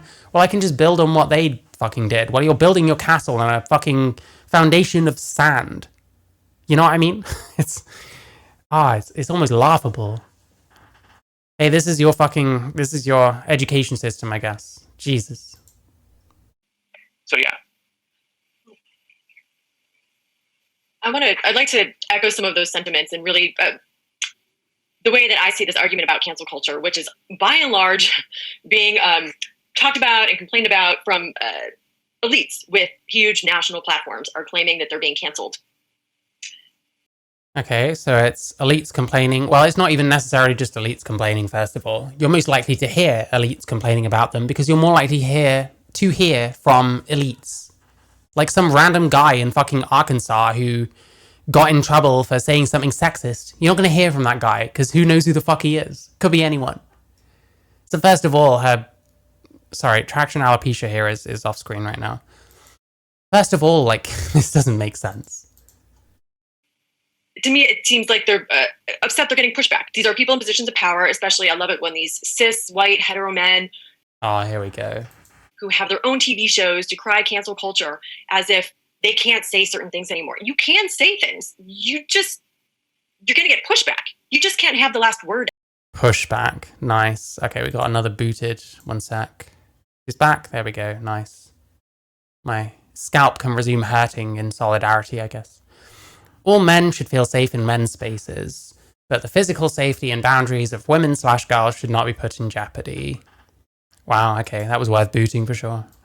Anymore. And I think that, there's, I was reading some philosophical critiques of this idea of cancel culture before this panel in preparation, and I came across this. Ooh, I was reading other people's thing to give me my opinions because I didn't have any because I yanked my hair back so hard that my brain is not working too good anymore. Article, I think it was on Jezebel. Robin James, this philosopher from UNC, plucked out this Michel Foucault quote to talk about cancel culture. So if you don't know who Foucault is, he's a very famous post-structuralist philosopher, French. Post-structuralism is all about the importance of words and language. Here we go. Appeal to authority. This person's right because of all this shit, I guess. Amazing. Amazing. Well done. In the effects of discourse and how we say things. And this quote from Michel Foucault is so perfect. So contemporary cancel culture, in the words of Foucault, I think you would agree, speaks verbosely of its own side. Wait, so did he... So we're already applying a modern concept to someone that... Was he even alive at the time that... Hang on, well, I can... Cancel culture is a relatively new concept. Michel Foucault. When did he die? 84. Cancel culture was a thing in 84? I didn't know about that. So we're talking about a modern concept and then listening to someone who wasn't alive when that concept was coined. Albeit, yeah, there was probably versions of it throughout history and shit, but it's already a bit dicey. That's what I'm trying to say. Silence takes great pains to, in the words of Foucault, I think you would agree, speaks verbosely of its own silence, takes great pains to relate in detail the things it does not say, denounces the powers it exercises, and promises to liberate itself from the very laws that have made it function. This is another form of moral panic. In favor of lowering the age of consent. I'm not sure, to be honest. Last time Foucault was mentioned, excuse me, plenty of people were arguing about it. He's good, he's bad. I don't know, to be clear. Philosophy isn't really my strong point. Things it does not say, denounces the powers it exercises, and promises to liberate itself from the very laws that have made it function. This is another form of moral panic. Is that what he said? I'm not even sure, but like, Jesus Christ. Is that how you're an academic then? You just go looking through philosophy for something that argues back against the thing that you've decided is bad? Is that thinking? I don't know that I agree that it is. I'd much rather know what this person actually herself thinks about this. But apparently she doesn't think anything. She just goes looking for quotes. And you have these institutions and these people in these centers of power who are claiming to identify crises and threats, and this threat of trans inclusion and these threats of trans people. Cancel culture does not even have to be about trans people. And it's not about the threat of them. It's about being able to express your opinion wherever it is in a free society and not being threatened with rape and murder over it. You know what I'm saying? Not being bulldozed into the ground because you said something that a bunch of people didn't really agree with. Because that seems to be what's happening, you know what I mean? Seems to be much more about that. Oh, this person's going to fucking start yawning again, Jesus. That only they can purport to solve. So it's another way of using language as a way of maintaining their own power and insisting that only they can see these threats and Who's they? only they can keep us safe. When in reality, I think these are people who are used to moving through the world, being able to say what they want and not being held accountable. I mean, it's like saying that, civil disobedience. Okay, read a quote and then come to a bunch of insane conclusions based off of it. Congratulations, you're a fucking professor. Here's a way inflated fucking salary. By the way, not going to mention any of your own fucking privilege other than we're doing this from stolen land, oh no. During the civil rights movement and the sit-ins at Woolworths were all a form of cancel culture. We weren't canceling anything, but they were engaging in civil disobedience and showing there's consequences and an ability. What? Like, you can say whatever you want. We still have free speech. Your First Amendment rights are not being violated. But you can't expect to say whatever you want and not get any pushback. And I think... Yes, for the millionth fucking time, there is a difference between pushback and being threatened with rape or murder or something like that. I'm sorry, there just is. Again, this fucking idiot up here mentioned ContraPoints. At the end of that ContraPoints video, to her credit, she mentioned someone who killed themselves because they said something a bit racially insensitive, I think it was.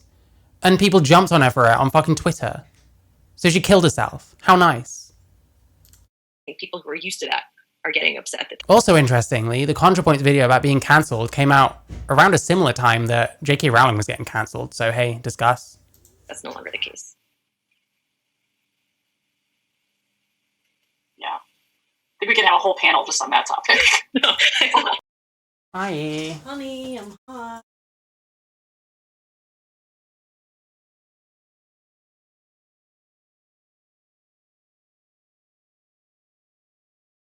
Yeah, true. Got your present. Neat. There we go. Cooking oil. Thank you. Makeup. Thank you. Kitchen roll that you are. Oh yeah, and some I'm very spoiled. and some chocolate. Exactly, I'm very spoiled. I like you.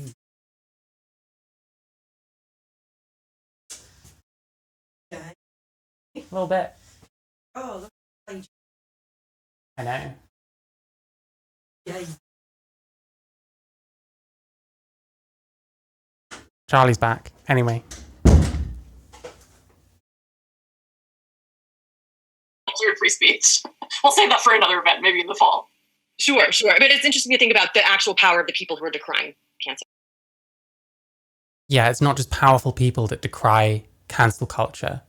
And if the only people you hear decrying cancel culture are powerful people, that tells me two things.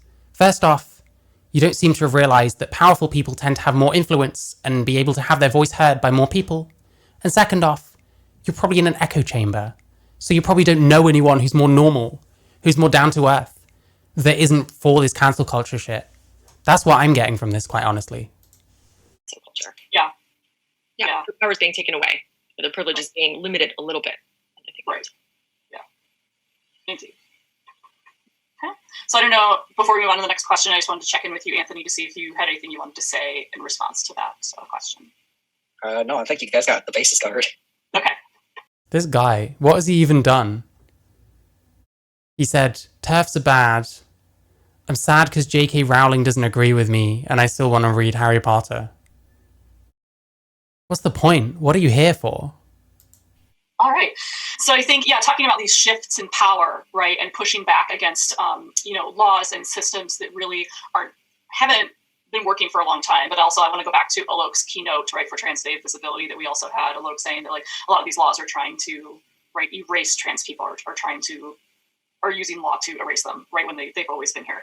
And so this, recent wave of anti-trans bills is currently making its way through at least 28 states right across the country, including both North Dakota. You actually read these anti-trans bills that they usually mention en masse to make it sound like we're as under attack as possible. They mention things like trans sports, which these people are in favor of. We've already read the link down here. But which are also controversial even to trans people, plenty of whom don't think that trans women should be in women's sports. What else we got? There's bills about transgender children. Plenty of trans people are not even in favor of transitioning children. So how are these anti-trans bills? How do we get to just lump everything in as anti-trans and pretend that every single thing included in these anti-trans bills is going to be, like, bad for trans people, you know what I mean? And Minnesota. I know some of you have been working very hard against those. So all these target trans athletes in particular, this recent wave. Yeah, there we go. Why are we treating legislation against trans athletes as if this is like some attack on, like, trans people, when plenty of us don't even agree with that shit, or at least I hope not. Maybe I'm wrong. Maybe most of us do think we should fucking kick the shit out of women in fucking sports. Harry, History of Cancel Culture. Highly recommend So You've Been Publicly Shamed. I'll have to look into that. Thank you. Thank you, Tally. Hope you're good. So those supporting the bills, August Ames. Is that the person I was suggesting earlier? Making my Jesus Christ. Was it August Ames? It might have been.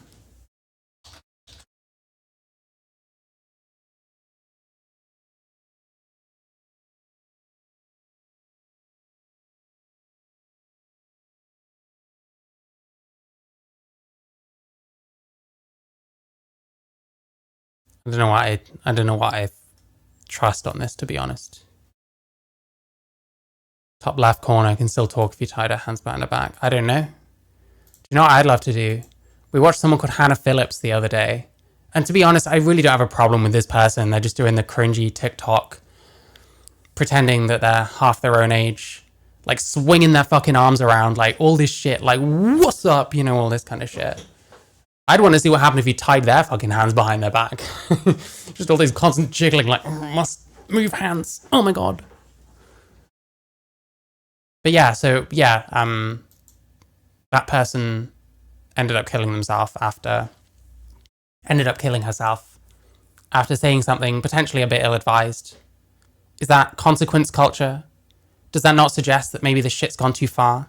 And then this fucking idiot literally cites a video in which the video author, that being ContraPoints, well, not author probably, literally talked about that person and how cancel culture goes too far and is probably not just consequence culture and probably needs seriously looking at and thinking about. It's bizarre. Even backing up her idiot friend's fucking point, she fucks up. Like, what are you doing? Sometimes argue that including trans women in women's sports somehow disadvantages women and girls, Which it does. because trans girls would have an advantage because of their quote-unquote male biology. How is it quote-unquote male biology when they were born as males and biological sex, believe it or not, is a biological thing. It's a biological concept. Therefore, yeah, like, that's kind of a fair point, no? What are you talking about? Like, what do you know about sports or biology? Right, that's the argument. So what's the misunderstanding about biology that's at work here in these arguments? Oh, here we go. This is going to be amazing. I can feel that if you're all okay with that, since I do a lot of work in medicine in general.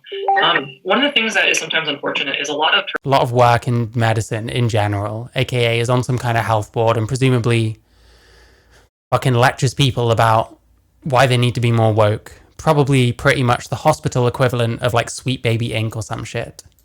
discussions tend to be from individuals who are usually in some way feminist. And a lot of times the rhetoric, they don't consider themselves to be hateful. They don't. They often are raising concerns about these things. They think that these concerns are very valid based on experiences They think these concerns are valid. either they've had or been informed by. But a lot of times they also exist in these filter bubbles where they just talk to each other. They highlight every negative experience about trans individuals, and they just kind of continue to... What are you people doing right now? Again? What is going on here? Has this person got no self-awareness whatsoever? But they're a trans woman, so no, probably not. Apparently I'm the only one, and a few others, so I don't know. Fucking hell. a cyclone in itself. But when looking at the medicine of it, when you're actually looking at biology, medical treatment, and outcomes and things like that, there's a lot of clear signs that occur. And biological essentialism is, we talked about that very briefly, but that's this kind of idea that men and women are this very distinct thing based on biology, and then our culture is...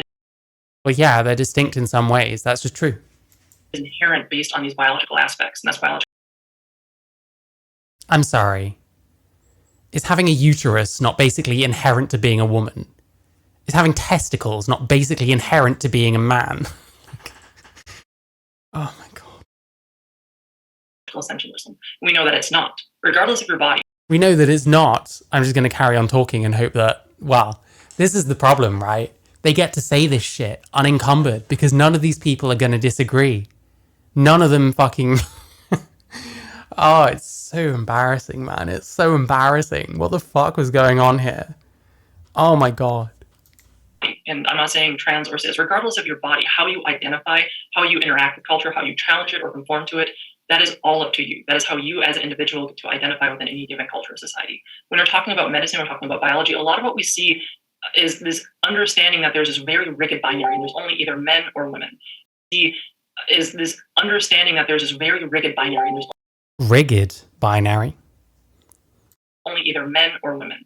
And then you talk about intersex folks. They don't know anything about this. It's just that they can only talk about this kind of shit around people that agree. Otherwise, they'd have to maybe face up to the fact that what they're saying is bullshit. That's the only explanation I can come up with. That, and they've been fed a whole bunch of shit by probably these two fucking idiots, let's be real. Folks, individuals who don't neatly fit into these categories, and usually you're asked to disregard that. Well, that's... Who doesn't fit neatly into the sex binary? I'm sorry. Listen, if you want a fucking null category for people that genuinely you can't really tell what sex they are by any means, then sure, but there's still two sexes. And males and females are very distinct in certain ways. It's called sexual dimorphism. Like, holy shit. You can talk about other species About, I don't know, what have I watched recently about an animal? I don't know, an impala. The only ones that get horns are males. That's called sexual dimorphism, because there are inherent characteristics that are different between one sex and the other. It's not hard. It's just a medical anomaly. We can't worry about that. But in actuality, it's normal human diversity, normal human biodiversity. We have several sex systems, and a lot of what we What? Several sex systems, such as? consider sex is based on hormones. It's based on hormonal development. And this idea that trans women... I mean, maybe, like, in the womb or some shit, like... But ultimately, it's what role you play. Like, a male is one that will impregnate. The female is the one that will get pregnant. And, like, even the hormonal shit, that's a means to an end. That being that end, what I've just described. are biological men, and cis women are biological men, and they exist. Cis women. We have several sex systems, and a lot of what we consider sex is based on hormones. It's based on hormonal development. And this idea that trans women are biological men, and cis Which they are. women are biological men, and they exist within this Venn diagram is not an accurate or useful way to look at it. Regardless of how you feel, it's not useful, because a trans woman could go on hormone therapy. They could never go through male puberty. They could have very normal, typical cis development. Well, no, they can't. They can't have a normal cis development unless they just develop as what they are. There isn't really any intersex condition that isn't either male or female. Yeah, pretty much. And if there are any, we're talking about like pretty insane individual cases. And hey, if you want to create like a null category for people that really apparently aren't set up for either small or large gamete creation in any way, shape or form, then sure. But none of that means that there's not a sex binary, because there's two gametes. There's no third one. More somewhat interesting thing was with myoplastia. I forget the exact word offhand, but what they find is when there's actually surgery done, bottom surgery in trans women, it actually becomes just vaginal cells. What? What? Like, biology is very interesting. Oh no, we're not going to explain that. Amazing. Okay, apparently I have vaginal cells in me now, because my shit was inverted. Amazing. Amazing. Jesus fucking. If you have a bone marrow transplant, your DNA changes to the DNA of the marrow you got transplanted. So this idea that there is this really... What, because someone else's DNA was put inside of you? I mean, it's not the most natural thing in the world. How does a penis turn into a fucking vagina? I don't understand. How do your cells turn into vaginal cells? Do they know? Do they know where they are now? Like, what? Constrictive, you're only male, you're only female, doesn't really work in biology. I mean, it's... Yeah, but you haven't shown any of that. You haven't shown that. Hey, ma'am, the concept of transgenderism wasn't originally in our religion, so I don't think it's good for human society. And this is proven by studies that which suggests most trans parents abuse their adopted children. I don't know if that's true. Hi, Working Toilet 76. I hope you're good. useful as a... Oh, hi, Malik Maverick. Hope you're good. And Devil You Don't. And Ginger Blaze. And Scooby Doosh. I don't think I said hi to any of you. Or you Sabracadabro. Or you Mr. Clacker. Wow. So many people. Thank you. Anyway. Make sure you like the stream, by the way. Category. A lot of cis women, a lot of individuals who are assigned female birth will have very standard in terms of risk, in terms of development, in terms of anything like that. Same with cis men. But if you transition, that doesn't hold true anymore.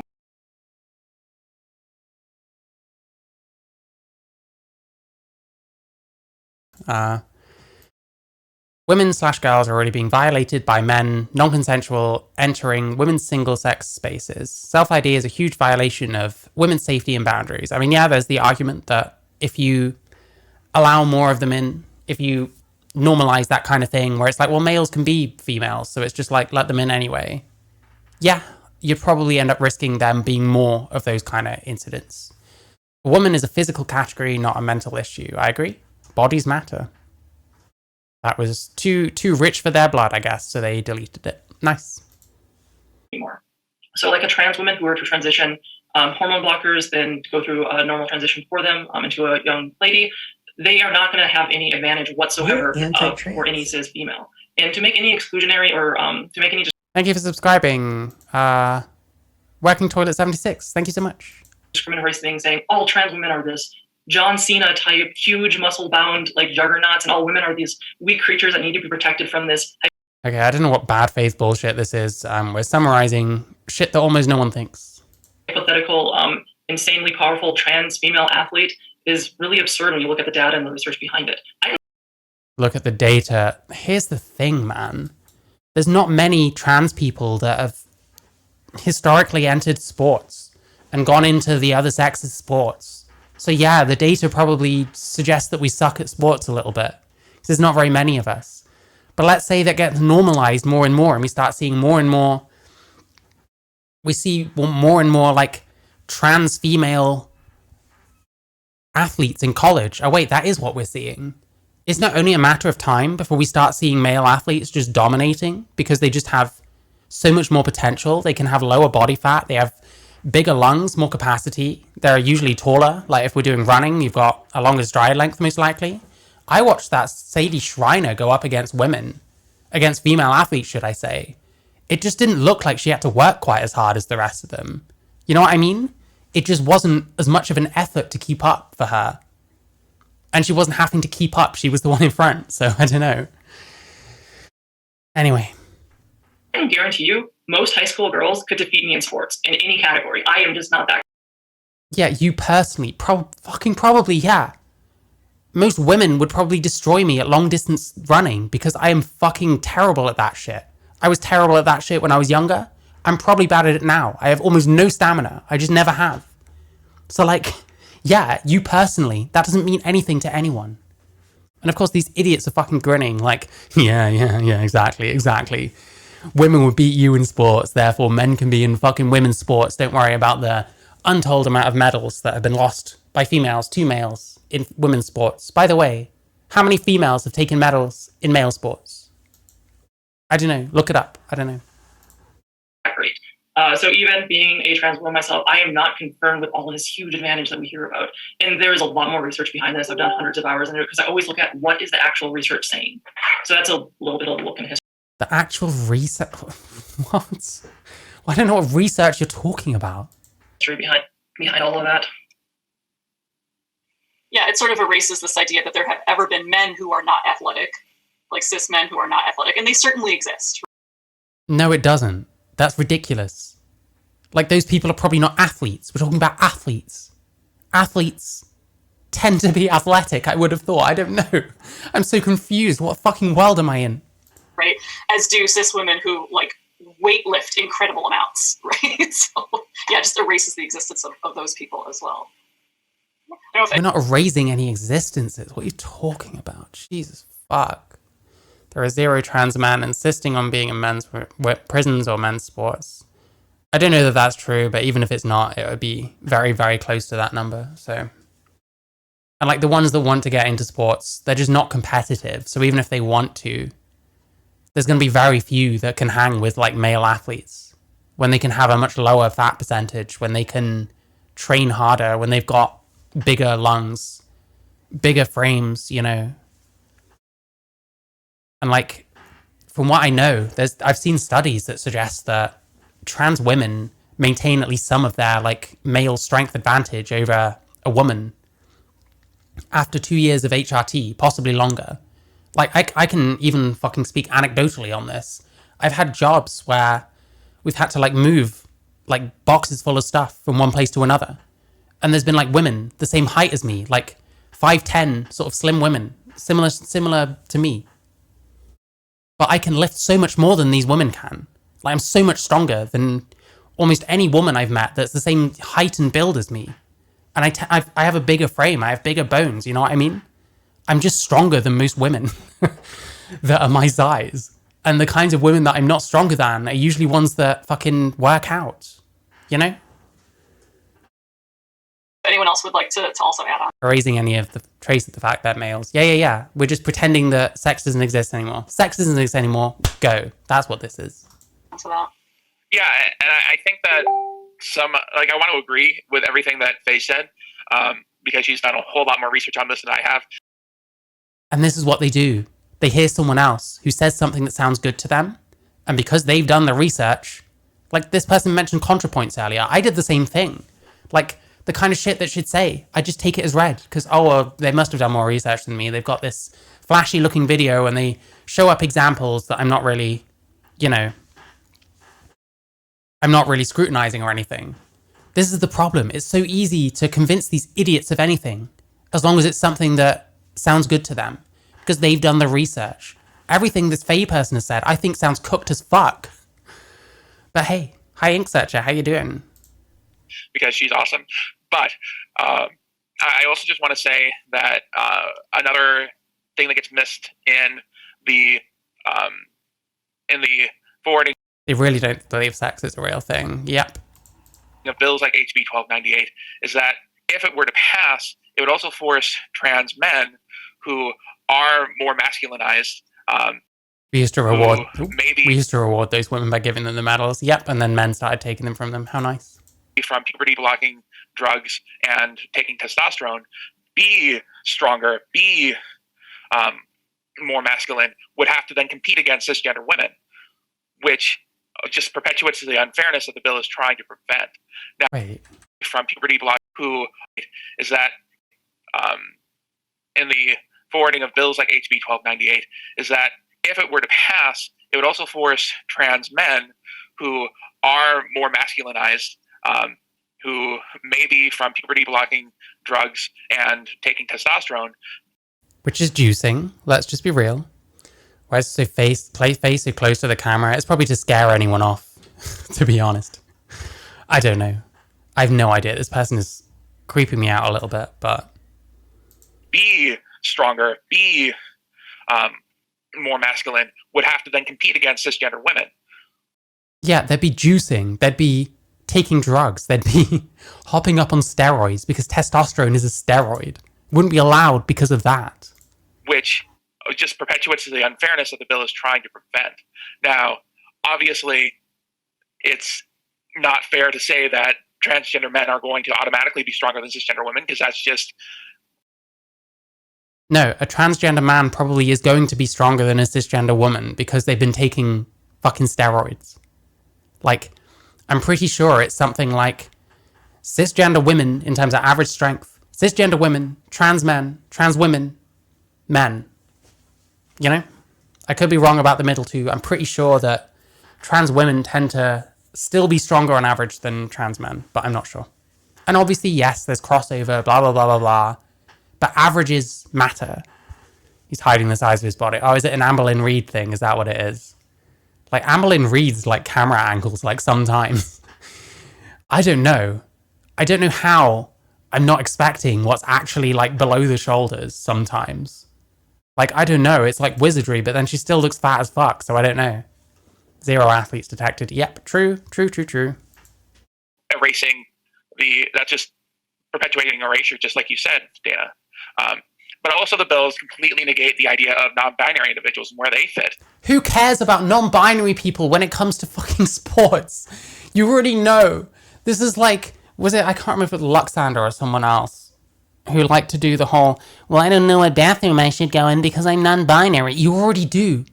Because your non-binary shit has got nothing to do with your sex. So go in the sexed one that fucking...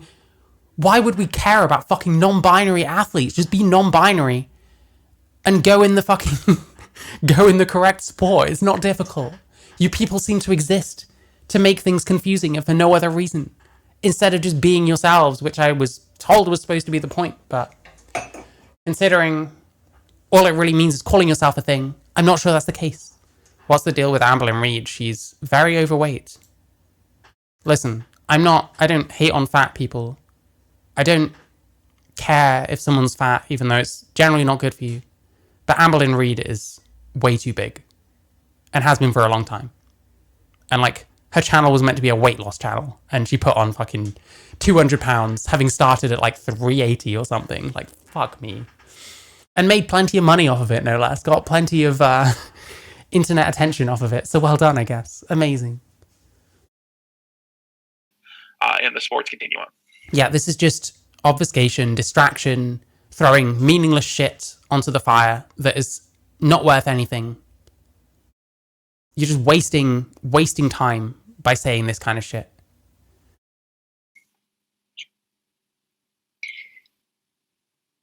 If I could alight for a second on the part of your question that asks, why do people fall back on biology? What is it that people are holding on to? And I think the Fall back on biology instead of just pretending it doesn't exist. answer is fear. I mean, I think for a lot of people, accepting that gender is a social construct is much easier than accepting that sex is also a social construct. There we go. There it is. I guess she was fucking socially constructed by her parents. Amazing. Amazing. That spermatozoa socially constructed its way into a socially constructed egg in order to socially construct a baby that became you. Amazing. Truly, truly, the traction alopecia has taken its toll. And she has finally lost it. Holy shit. Holy shit. Right? Because when we talk about gender, we talk about ideas of masculinity and femininity. And Gender is derived from sex, by the way. we can talk about how, well, what's feminine has changed over time if you look at styles of clothing, or, you can start out in ways that are very concrete, but with biology. And I think I'm sure someone has claimed to be oppressed because they're non-binary and don't know what sport to go into. Also, hi, Insane 101. I hope you're good. I think a lot of what TERFs are holding on to comes back to this question of fear. Okay, well, that explains fuck all. But if we look at, sex is a social construct, like what Katrina was saying. No, it's not. In what way is it? The word sex might be socially constructed. Much easier to accept that sex is socially constructed. I wish Judith Butler never... Is this a Judith Butlerism? Fucking hell. I probably need to read fucking Judith Butler at some point. There's a bookshop that sells that kind of thing down the road, but I'm worried if I go in there, I'll be mobbed by Antifa or something. If a woman has a double mastectomy, is she still a woman? What makes someone a Yes, because a woman is an adult human female. woman? Being an adult human female. Sorry, let's get that again. I paused a lot. If a woman has a double mastectomy, is she still a woman? What makes someone a woman? If a woman has a hysterectomy, is she still a woman? Well, yes. Because you're still an adult human female. You just now have had a part of you removed. It's not difficult. Is it chromosomes that make someone a man or a woman? No, it's principally your gametes that you produce, or what you should produce. I don't want to read Butler, it's not worth it. The thing is, it probably might help to understand the thought process a bit more, but at the same time, I don't know, I'd rather stick pins in my eyes, you know what I mean? We can look at, millions of people whose chromosomes don't exactly fit. So it becomes a... Yes, and yet somehow still basically fit very neatly into male or female, because your chromosomes being different are just one of the many things that can be different about you. It's not like I'm a different sex because my eyes are different colors, for example. It's just a thing that happens. But when it's to do with sexual development, suddenly we apply this ideology to it and call it intersex, because that's what it is. Intersex is a terrible term. The thing you want is people with DSDs. Intersex is like queer theory trying to explain aberrations in biology. Moving target, but I think that a lot of it is just generated through fear. This is what we've internalized, it's what we know, and this idea that if we can't even fall back on biology, then what is that? God, we're trying so hard to deconstruct or reverse engineer the TERF positions. Why not just talk to someone? Oh wait, people are trying to inform you and you delete their comments. I forgot. Shit. I think it's this fear of the unknown that is part of what is driving that falling back on biology. And if I can add one thing to this as well, is that I do think these discussions are legitimate to have.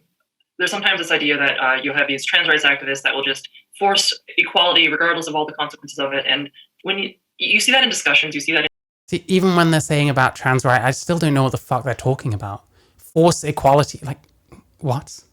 in groups like I talk with filter bubbles, but I work with administrators. I work with the individual, the YWCA.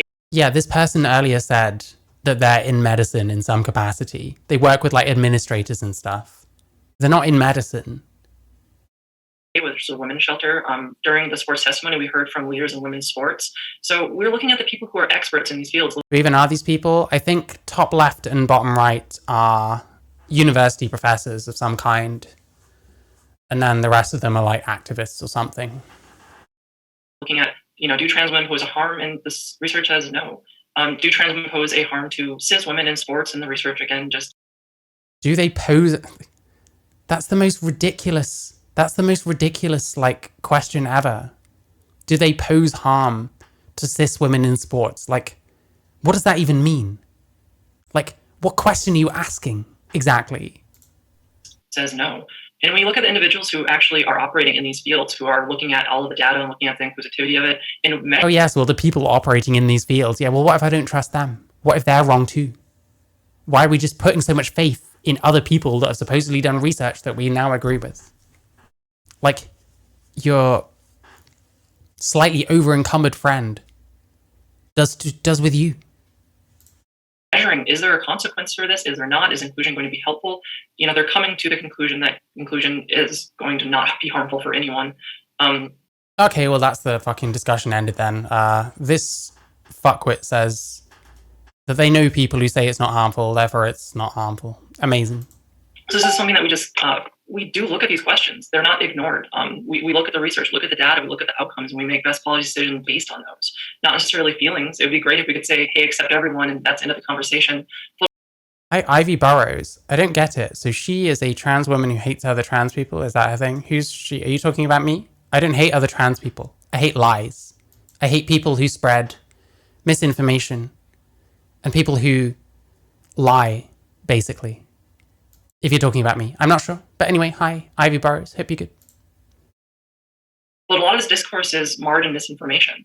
And it's marred in a deep-seated amount of fear, misinformation, bias, and prejudice. Misinformation? Like, fuck off, bro. We were just saying sex is a social construct not 5 minutes ago. And now you want to talk about misinformation. So it's sometimes hard to have those conversations about it. But I do want to address that. We do look at these. We look at the data, we look at the outcome, we look at what actually... I wouldn't care if this person was trans or cis. I hate this lying. I hate this bullshit. That's what I hate. It's got nothing to do with the fact that they're trans. It happens in terms of sports and everything else. Oops, looks like we... Ooh, another booted. We got... Let me just... Do apologize. DSDs are rare anomalies. To claim that instances of DSDs refute sexual dimorphism is like saying the instances of congenital leglessness show the human species is not bipedal. I agree with that. Fair enough.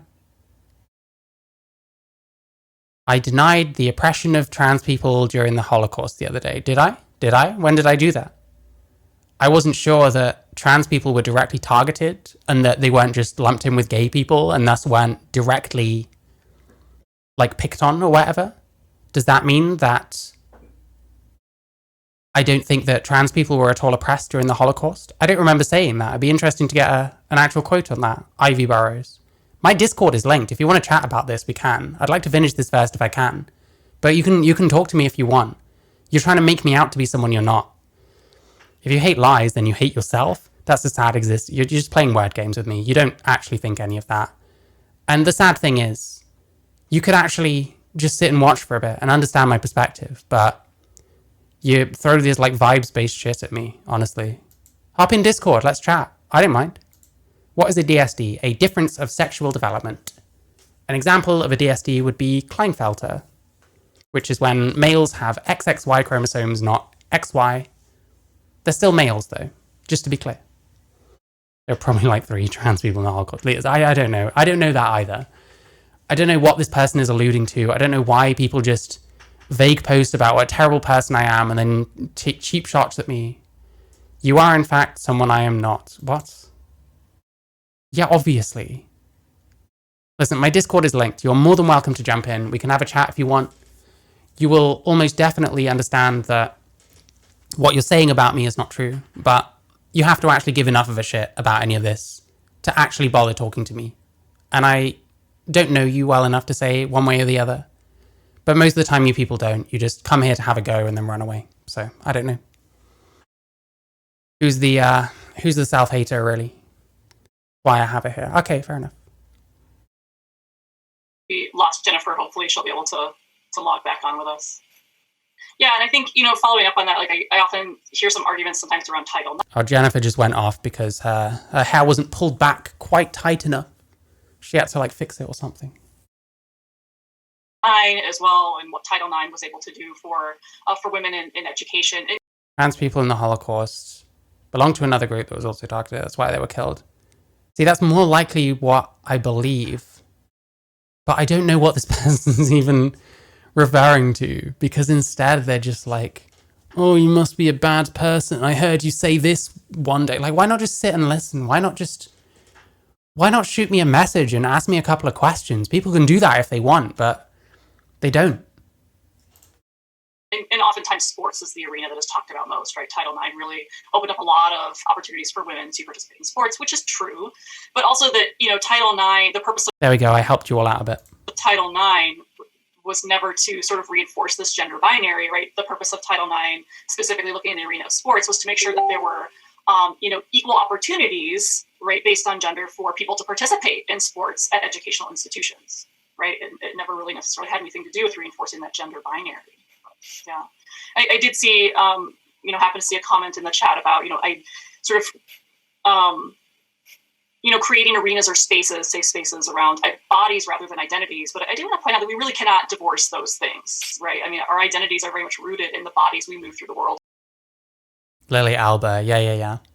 And like burning down an institute is really not what the Holocaust is about anyway. Principally, the Holocaust was about groups like the Jews and the Roma and like the gays and stuff that were rounded up and killed. Like, wasn't the word genocide pretty much coined because of it? Like, referring to the Jews, especially. And then we want to make it all about ourselves. It's pretty disgusting, actually. I'm trying not to do that. I'm trying not to make this shit about myself, but somehow that makes me a bad person, according to Ivy Burrows, who has gone very silent, oddly.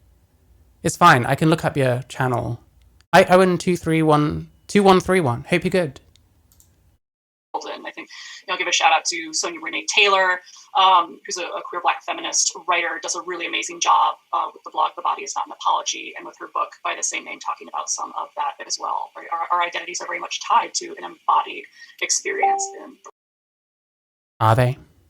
world. Yeah. I like it. They just state things and is true, and there's no one here to give any pushback. We move on to our next question, and hopefully Jennifer can hop back on, or did anyone help? Oh my gosh, she's trying to yawn. Jesus Christ, were you woken up in the middle of your fucking...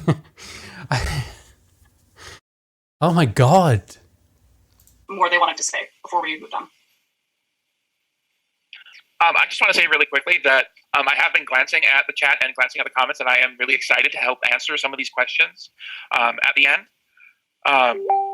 So thank you very much for your questions and your comments. I realize that we don't agree and that we are not going to agree probably by the end of the day, but I'm really excited. I love this. Well, we're probably not going to agree. I hate this kind of shit. That's called what is it? A self-defeating, self-fulfilling prophecy. There we go. That's what that is. Like, I hate that. I don't want to go into a discussion being like, well, I'm probably not going to change my mind. That just makes me sound like a dickhead. And it makes you sound like a bit of a dickhead. No offense. Excited to have this conversation. I think that civil discourse is indeed possible between us. So thank you for your questions. Okay, that's why they're deleting questions, is it? Okay, bro. I don't know if trans people in the Holocaust is a useful topic. I pretty much am convinced that it's not a useful topic whatsoever.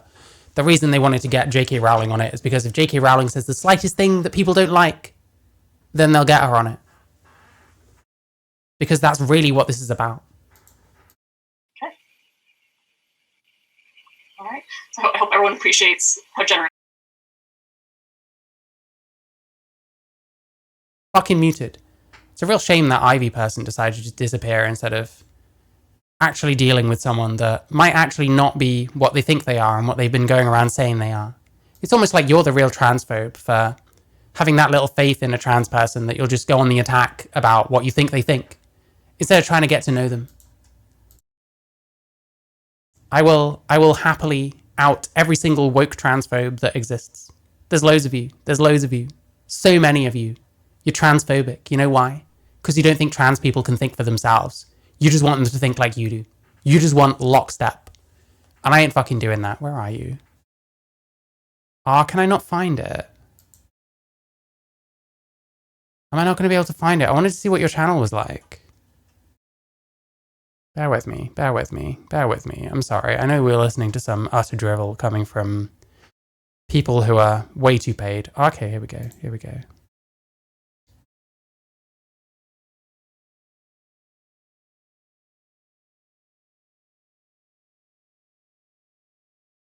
Oh, we do have videos.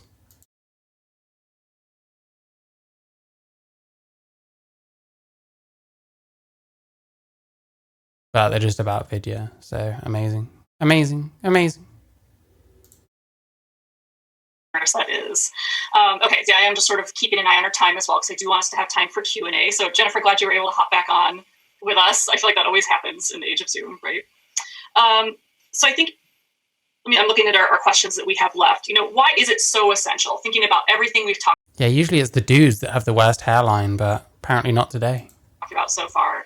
Why is it so essential that feminist movement includes and centers trans women and trans and centers trans women. Feminist centers trans women. So you want the feminist movement to center males? What the fuck? Really? gender non-conforming people in general as we move forward? Why is that so important? Safety. I think that safety is paramount. We need to include trans and gender non-conforming individuals into feminism for the same reason that I think feminism exists in the first place: dehumanize and equalize individuals so they aren't easily discarded or have rights stripped away or aren't easily objectified. What does any of this mean? By the way, how many trans women literally objectify themselves? How many trans women are in fucking sex work because of that kind of thing? You know what I mean? Won't even get their surgery done because they want to make money off of their male appendage. Not just include, but even center. Yep, it's cooked. It's absolutely cooked. And these people, some of them are educators. They make money from this shit. And discarded as disposable individuals. I think it's a matter of safety.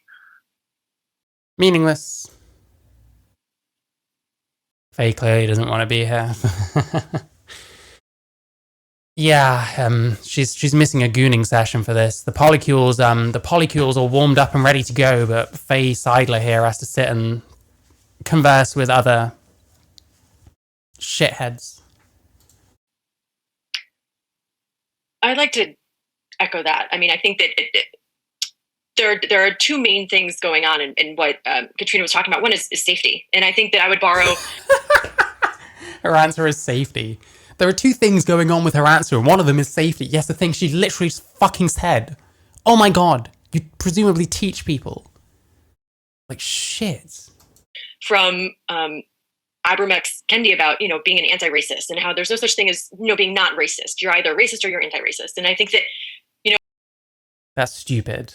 If transphobia and complacency towards it is harmful and it results in violence. And if we're not trans inclusive in an affirmative way, if we're not... Yep, here we go. Jennifer Kupferman, we already read this at the start, but who cares? A women's and gender studies professor at MSUM. Literally this. This person is paid to instruct people, to educate people. She thinks that sex is a social construct. Like, holy shit. You probably get paid an amount that to me would be fucking utopian, that I could probably never fathom for this. Promoting trans safety and trans inclusion, then you are being complacent or silent or even complicit in allowing... No, this is stupid. This is the whole silence is violence shit. It's not true. It's not true. Most people don't talk about this kind of shit. Most people don't even know a single fucking trans person. Are they complicit? Of course they're fucking not. Allowing some of this violence to continue. So I would start thinking about it in those terms. And what violence are we talking about exactly? Like, A lot of the violence we're talking about is like sex workers, is like people that will sleep with someone thinking they've got a different set of genitalia than what they do. And I'm not saying that's good, but it's a far cry from, like, we can't even, I don't know. I don't even know what I'm supposed to say to this, man. It's so stupid. Because trans exclusion, even if the... Like, trans exclusion doesn't lead to that. Like, trans people aren't ending up in, like, sex work because of trans exclusion. Ridiculous. Phase Sidler. I used to play TF2, and there was at least one person going around with this like bind that was like copy pasted, being like, "Nice body shot, you should join Phase." I always found that funny. Intent is not to cause harm. It does cause harm, and it reinforces biological essentialism, which causes harm, reinforces biological essentialism. Like, you don't just get to say causes harm. You have to explain what harm you're talking about. And just saying there's violence, that doesn't explain it either. Like, the kind of violence that trans people experience, those trans people that experience that kind of violence, they do not look like this person, they do not look like this person, and they do not look like this person. That's all I'll say about that. So this is almost unironically fucking racist, but from the other way, you know what I mean? Which not only causes violence for trans people, but is also undermining... In what way does biological essentialism cause violence to trans people? Oh, you play TF2. I love TF2. I haven't played it in ages because it just got full of bots. I might play it again one day. If I get time and I can do the odd gaming stream, then that's the kind of thing I'd probably end up playing, because I'm not very good. I'm a pyro main. That should tell you everything you need to know about how good I am at TF2. Hi, Sylvia. I hope you're good. What feminism is actually all about, which is upending these larger the gender roles and gender norms. And I think about this. Like, how much are you getting paid right now for this? I'm disgusted. Quote from the Combahee River Collective in 1977, this group of Black, radical lesbian feminists who wrote, "We have nothing to do with trannies. If Black women were free, it would mean that everyone else would have to be free, since our freedom would necessitate the destruction of all the systems of oppression." Wow, so deep, man. That's so deep. Yeah, it's like, if you think about it, though, it's like well deep. And I'm not the first person to think about this idea, but if trans women are safe and free, and if trans women of color are safe and free, then I think the world is going to be a much better place for... Oh my god, what is going on? What is going on? Oh, you're also a pyro main. I mostly just like playing 2-4. And if no one's playing as engineer, I'll play as engineer and just stop anyone from capping. And if we have an engineer that's defending, I'll play as pyro and pretty much just make circles, usually with like the flog or something, and just fucking wreck people's shit. It's fun. It's fun as fuck to me. But I'm not going to claim that I'm a very skilled person for being able to do that kind of shit. I'm good, Sylvia. Thank you. For all women. So I would say that those goals are very much aligned, and this idea that the political and social goals of the feminist struggle are the same. It's the same with trans rights, right? It's getting away from this idea that because well, someone else said something about something else, so I'm just going to apply it, and we'll just ignore the fact that I didn't know none of the thinking here whatsoever, and I'm just cribbing other people's shit, and I get paid for it. Amazing, Jennifer. Amazing. How because of your biology, it should somehow dictate your social role or your safety in this world. If I can add a little bit to that, I think one of the things that we lose in the transphobia, whether you consider your statements that or not, is that this violence that we instill by insisting that trans women are actually men, which you haven't shown. What violence are you talking about? And dangerous. Who gets like? Do you think that the trans panic thing is because we're insisting that trans women are men? No, it's because someone pulls someone's pants down expecting to see one thing and sees the other, and might have, yes, their own fucked up thought chain that makes them think that, like, they're gay and that's bad. That's fucked. But it's not because we insist that trans women are men. That's got nothing to do with it. Like, a penis is just a symbol of malehood. I'm sorry about it. To identify as women, like, let's not worry about their identity, but it's where how they are treated by other individuals. Let's not worry about their identity. Exactly, because it's meaningless. Thank you. individuals, because not all cis women, so not trans women, are identified just on site as female. And what we see is a lot. That doesn't matter. Wait, there's another thing? There's another thing? Hang on.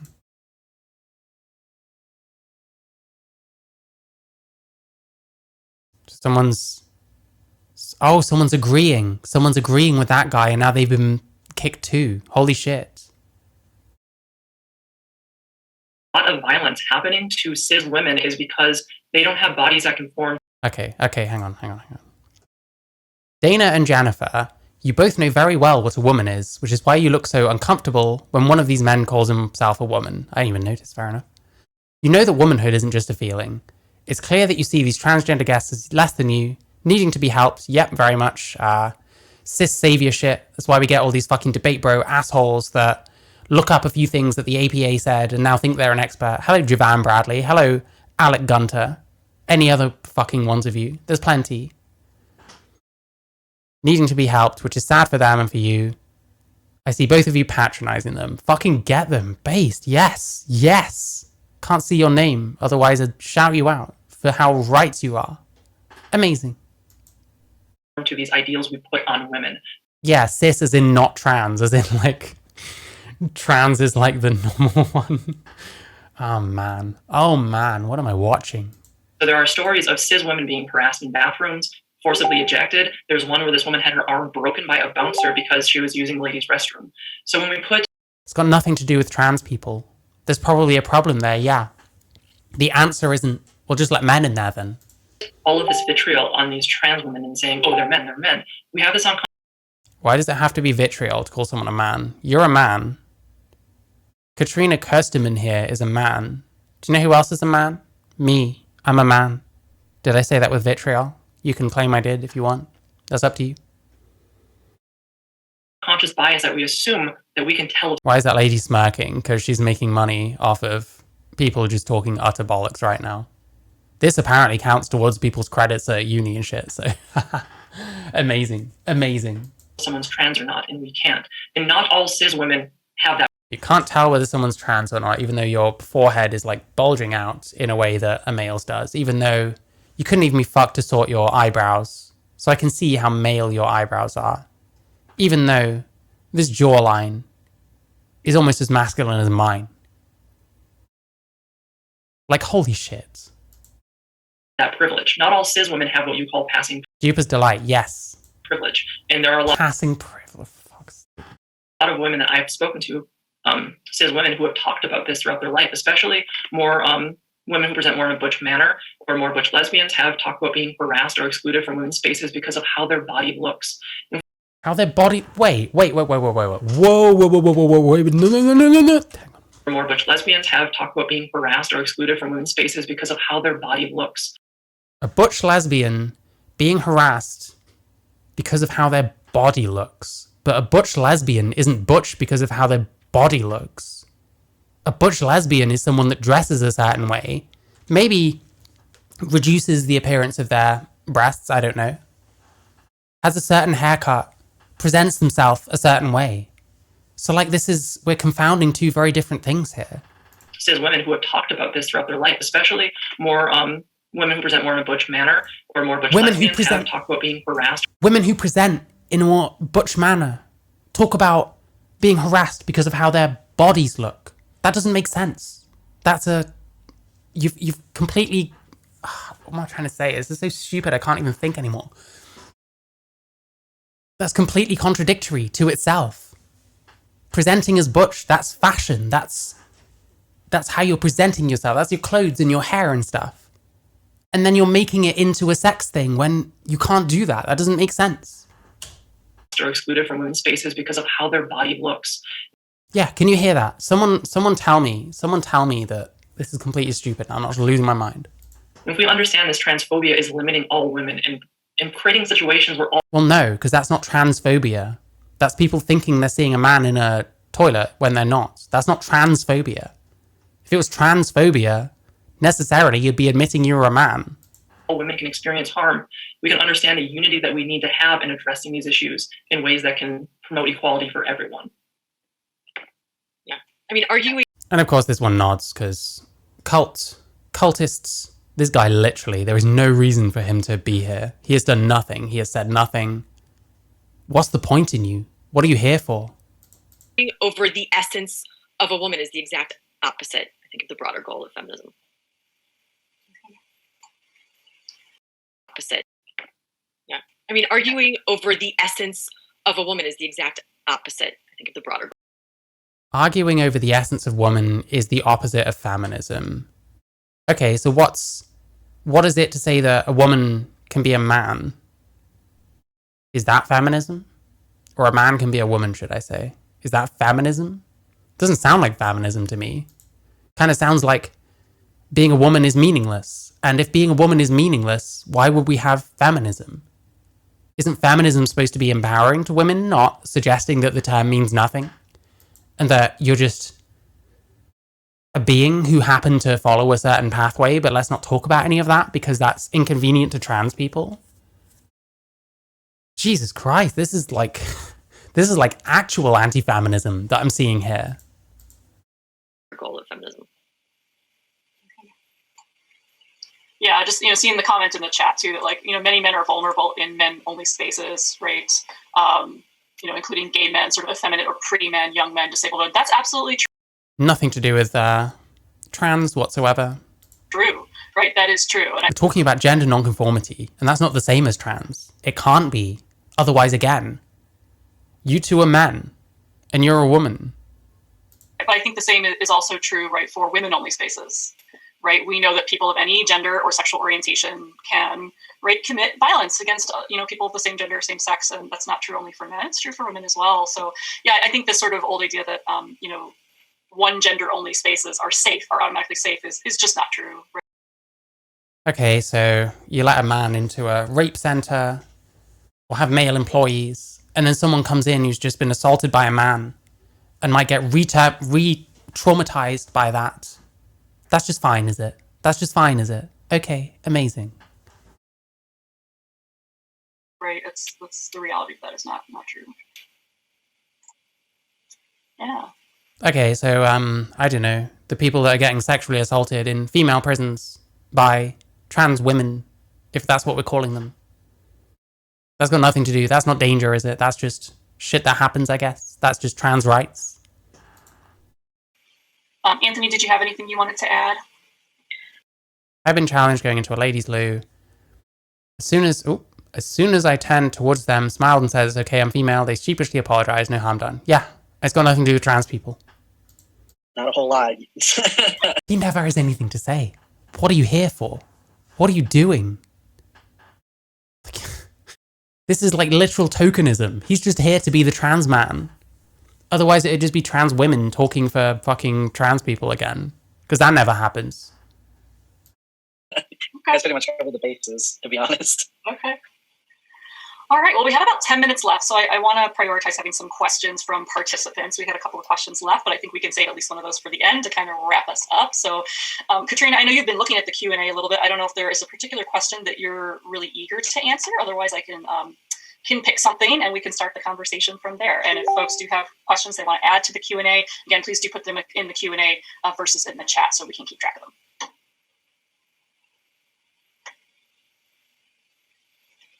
Okay, we have a lot to choose from here. I think Katrina, maybe while you're looking, oh, sorry, I just saw you unmuted yourself. Did you have one? No, go ahead. Okay, so I do see someone who's asking, what is intersex and how is that an issue? Sure. So I'm not a biologist. I don't have a whole lot of education on the matter. However, an intersex individual is someone who is born with physical or chromosomal characteristics of both male and female bodies. That's not what it means. So someone who is born with... I'm not a biologist. I don't know what the fuck I'm talking about. But here's what I think anyway. Doesn't that just say it all? Doesn't that just say it all? This is going on way too long for me. I know, Q&A, it will be dumb shit. Let's see what booted shit, actually. There's a couple more. I want to move on, I'm getting bored. The final, oop, and I oop. And I... There we go. I think that's okay. I think that's okay. Let me just lock this before it starts moving again. I wanted to move my dono thing. I wanted to move this. Can I? Can I? Thank you. Okay.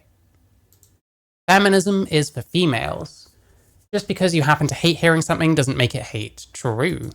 Women demanding boundaries around our bodies isn't hate. Those who would violate women's boundaries are abusers. Yeah, that's true. Is that the last one? Is that the last one?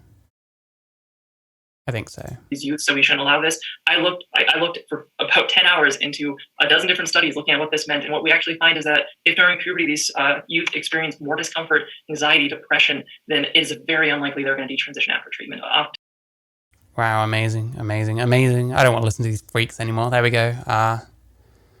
Minnesota.